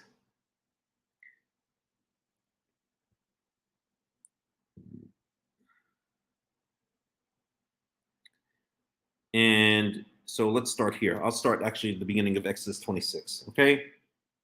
And you can follow along. I'll call out chapter and verse, and that way we can at least kind of get through to the end once again, because it's very detailed. You really have to see pictures and videos. I highly recommend looking on the internet for pictures and videos. If you want, you can look through my Facebook profile and just search for this date here, which is February 12th, 2019. And you can see the video of when I visited the replica of the Mishkan in Timna Park, north of Eilat in Israel. Okay, so let's just read through. Wa'et hamishkan ta'aseh eser yiriyot shesh moshzor. We're in Exodus 26:1. Utchelet we'ar gomon we'tola'at shoni kruvim ma'aseh choshev ta'aseh otam. Orech ha'yiriyah ha'echad shmoneh وعشرين بعمى ورحاب أربعة بعمى هيرياه אחד מידה אחת לכל היריעות. 5 היריעות תהיינה עוברות אישה אל אחותה, ו5 יריעות עוברות אישה אל אחותה, ועשית לולאות תכלת על שפת היריעה האחת מקצה בחוברת, וכן תעשה בשפת היריעה הקיצונה במחברת השנית. 50 לולאות תעשה ביריעה האחת, ו50 לולאות תעשה בקצה היריעה אשר במחברת השנית, ומקבילות הלולאות אישה אל אחותה. ועשית 50 פלסי זהב, וחיברת את היריעות אישה אל אחותה בקרסים, והיה המשכן אחד. ועשית יריעות עזים לאוהל על המשכן, 12 יריעות תעשה אותם. אורך היריעה האחת 30 באמה, ורוחב 4 באמה, ויריעה האחת מידה אחת ל12 יריעות. וחיברת את 5 היריעות לבד, ואת 6 היריעות לבד, וכבלת את היריעה השישית אל מול פני האוהל. ועשית 50 לולאות על שפת היריעה האחת הקיצונה בחוברת, ו50 לולאות על שפת היריעה החוברת השנית. ועשית קרסי נחושת 50, והבאת את הקרסים בלולאות, וחיברת את האוהל, והיה אחד. וסרח העודף ביריעות האוהל, חצי היריעה העודפת תסרח על אחורי המשכן. Verse 13. האמה מזה והאמה מזה בעודף באורך יריעות האוהל יהיה שרוח על צידי המשכן, מזה ומזה לכסותו. ועשית מכסה לאוהל, לא אוהל אורות אלים מאדימים, ומכסה אורות תחושים מלמעלה. ועשית את הקרשים למשכן עצי שיטים עומדים 10 אמות אורך הקורש, ואמה וחצי האמה רוחב הקרש האחד, 2 יודות לקרש האחד משולבות אישה אל אחותה. כן תעשה לכל קרשי המשכן. Verse 18. ועשית את הקרשים למשכן 20 קרש לפעת נגבה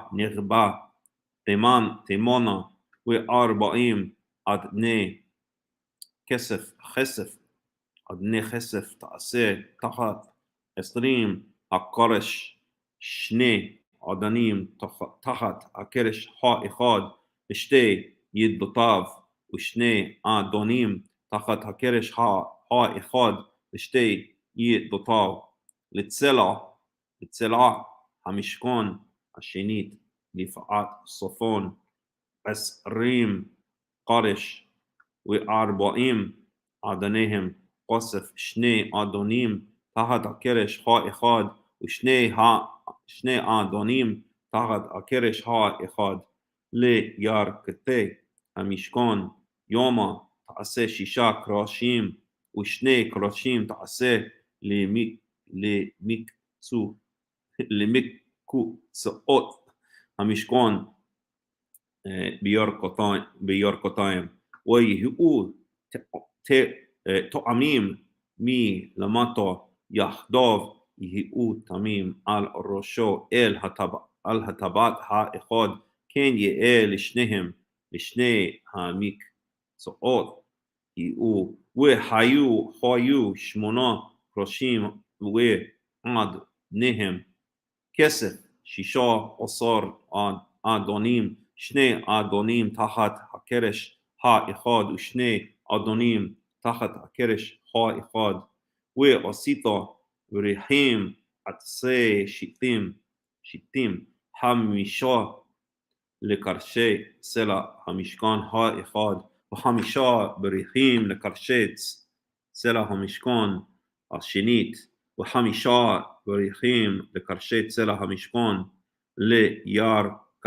לירכתיים יומה, והבריח התיכון בתוך הקרשים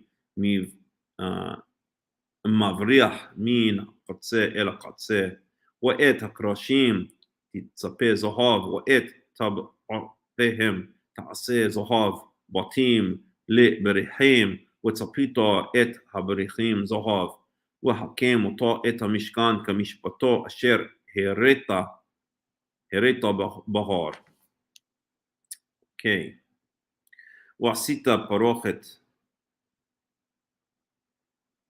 תכלת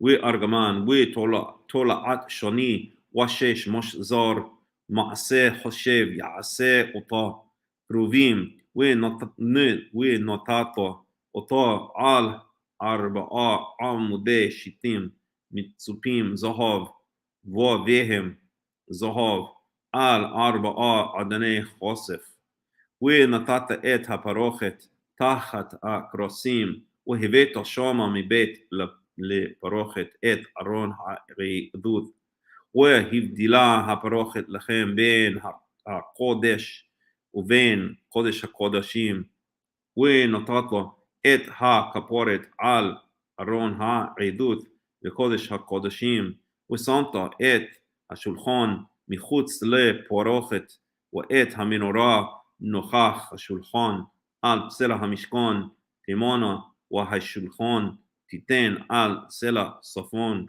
ועשית מוסך לפתח האוכל תכלת וארגמן, ותולעת שני ושש משזר מעשה רוקם, ועשית למוסך 5 עמודי שיטים, וצפית אותם זהב והם זהב, ויצקת להם 5 אדני נחושת. Okay, Exodus 27, we'll go down to verse 19, that's the end of the parsha. ועשית את המזבח עצי שיטים 5 אמות אורך ו5 אמות רוחב, ורבוע יהיה המזבח, ו3 אמות קומתו, ועשית קרנתו על 4 פינותו, ממנו תהיינה קרנתו, וציפית אותו נחושת, ועשית סירותו לדשנו, ויעו במזרקותיו, ומזלגותיו, ומחתותיו לכל כליו תעשה נחושת. Verse 4, ועשית לו מחבור מעשה רשת נחושת ועשיתו על חורשת 4 טבעות נחושת על 4 כיסותו ונתת אותו תחת קרקוב המזבח מלמטה והייתה הרשת עד חצי המזבח ועשית ודים למזבח בדי עצי שיטים וציפית אותם נחושת והובא אל בדיו בטבעות והיו הבדים על שתי צלעות המזבח בסט אותו. verse 8 נבוב לוחות תעשה אותו כאשר הראה אותך בהר כן יעשו. verse 9 ועשית את חצר המשכן לפאת נגב תימונה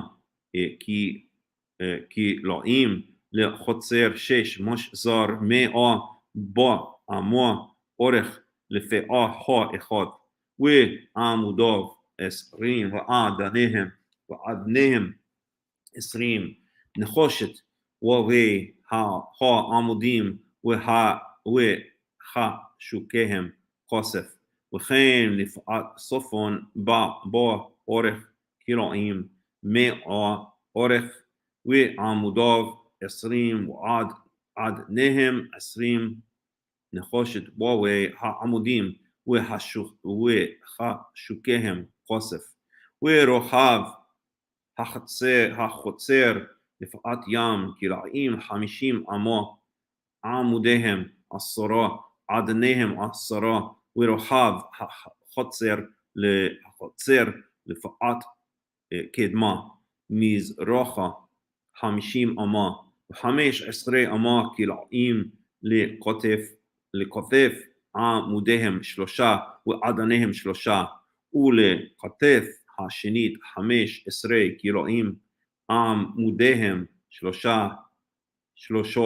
ועדניהם 3 ולשאר החוצר מסך 20 אמה תכלת וארגמן ותולעת שוני ו6 משזר מעשה רוקם עמודיהם 4 עדניהם 4 כל עמודי החוצר סביב מחושקים כסף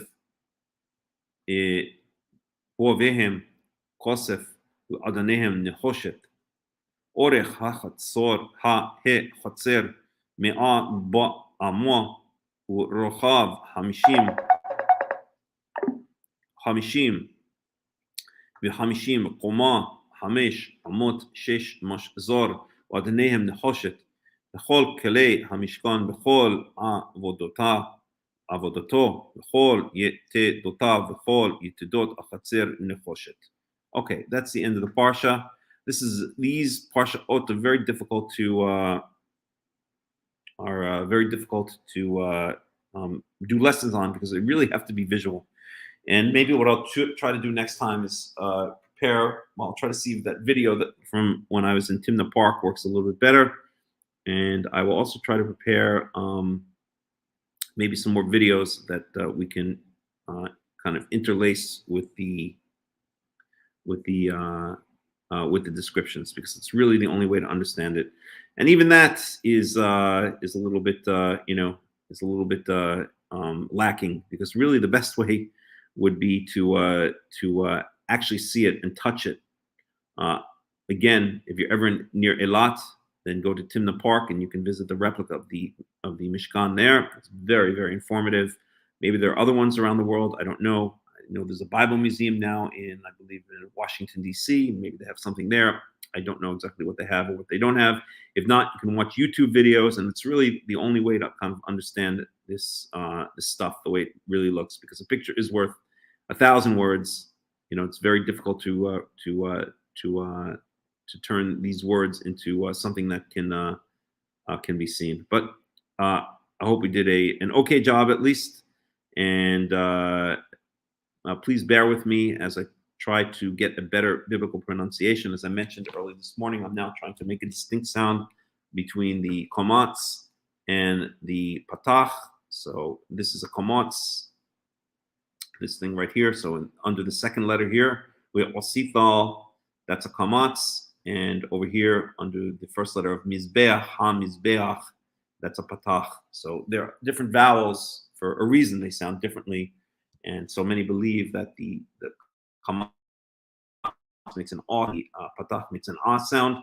And I'm trying to make a distinction, but it's still a little bit clunky. It'll probably take a couple weeks for it to sound a little better, but I hope you appreciate my effort. So with that, I'll ask, are there any final questions or any final comments? If so, type them in. And if not, I think we're going to end the study for today. Hope you enjoyed the study. And Bizarat Yehovah, we will try to do it again next week. So any final thing that anyone wants to say? Okay, so wish everybody a Shabbat Shalom and a Shavua Tov, wherever you happen to be. And thanks for joining the study, and see you all next week. Okay, Shalom.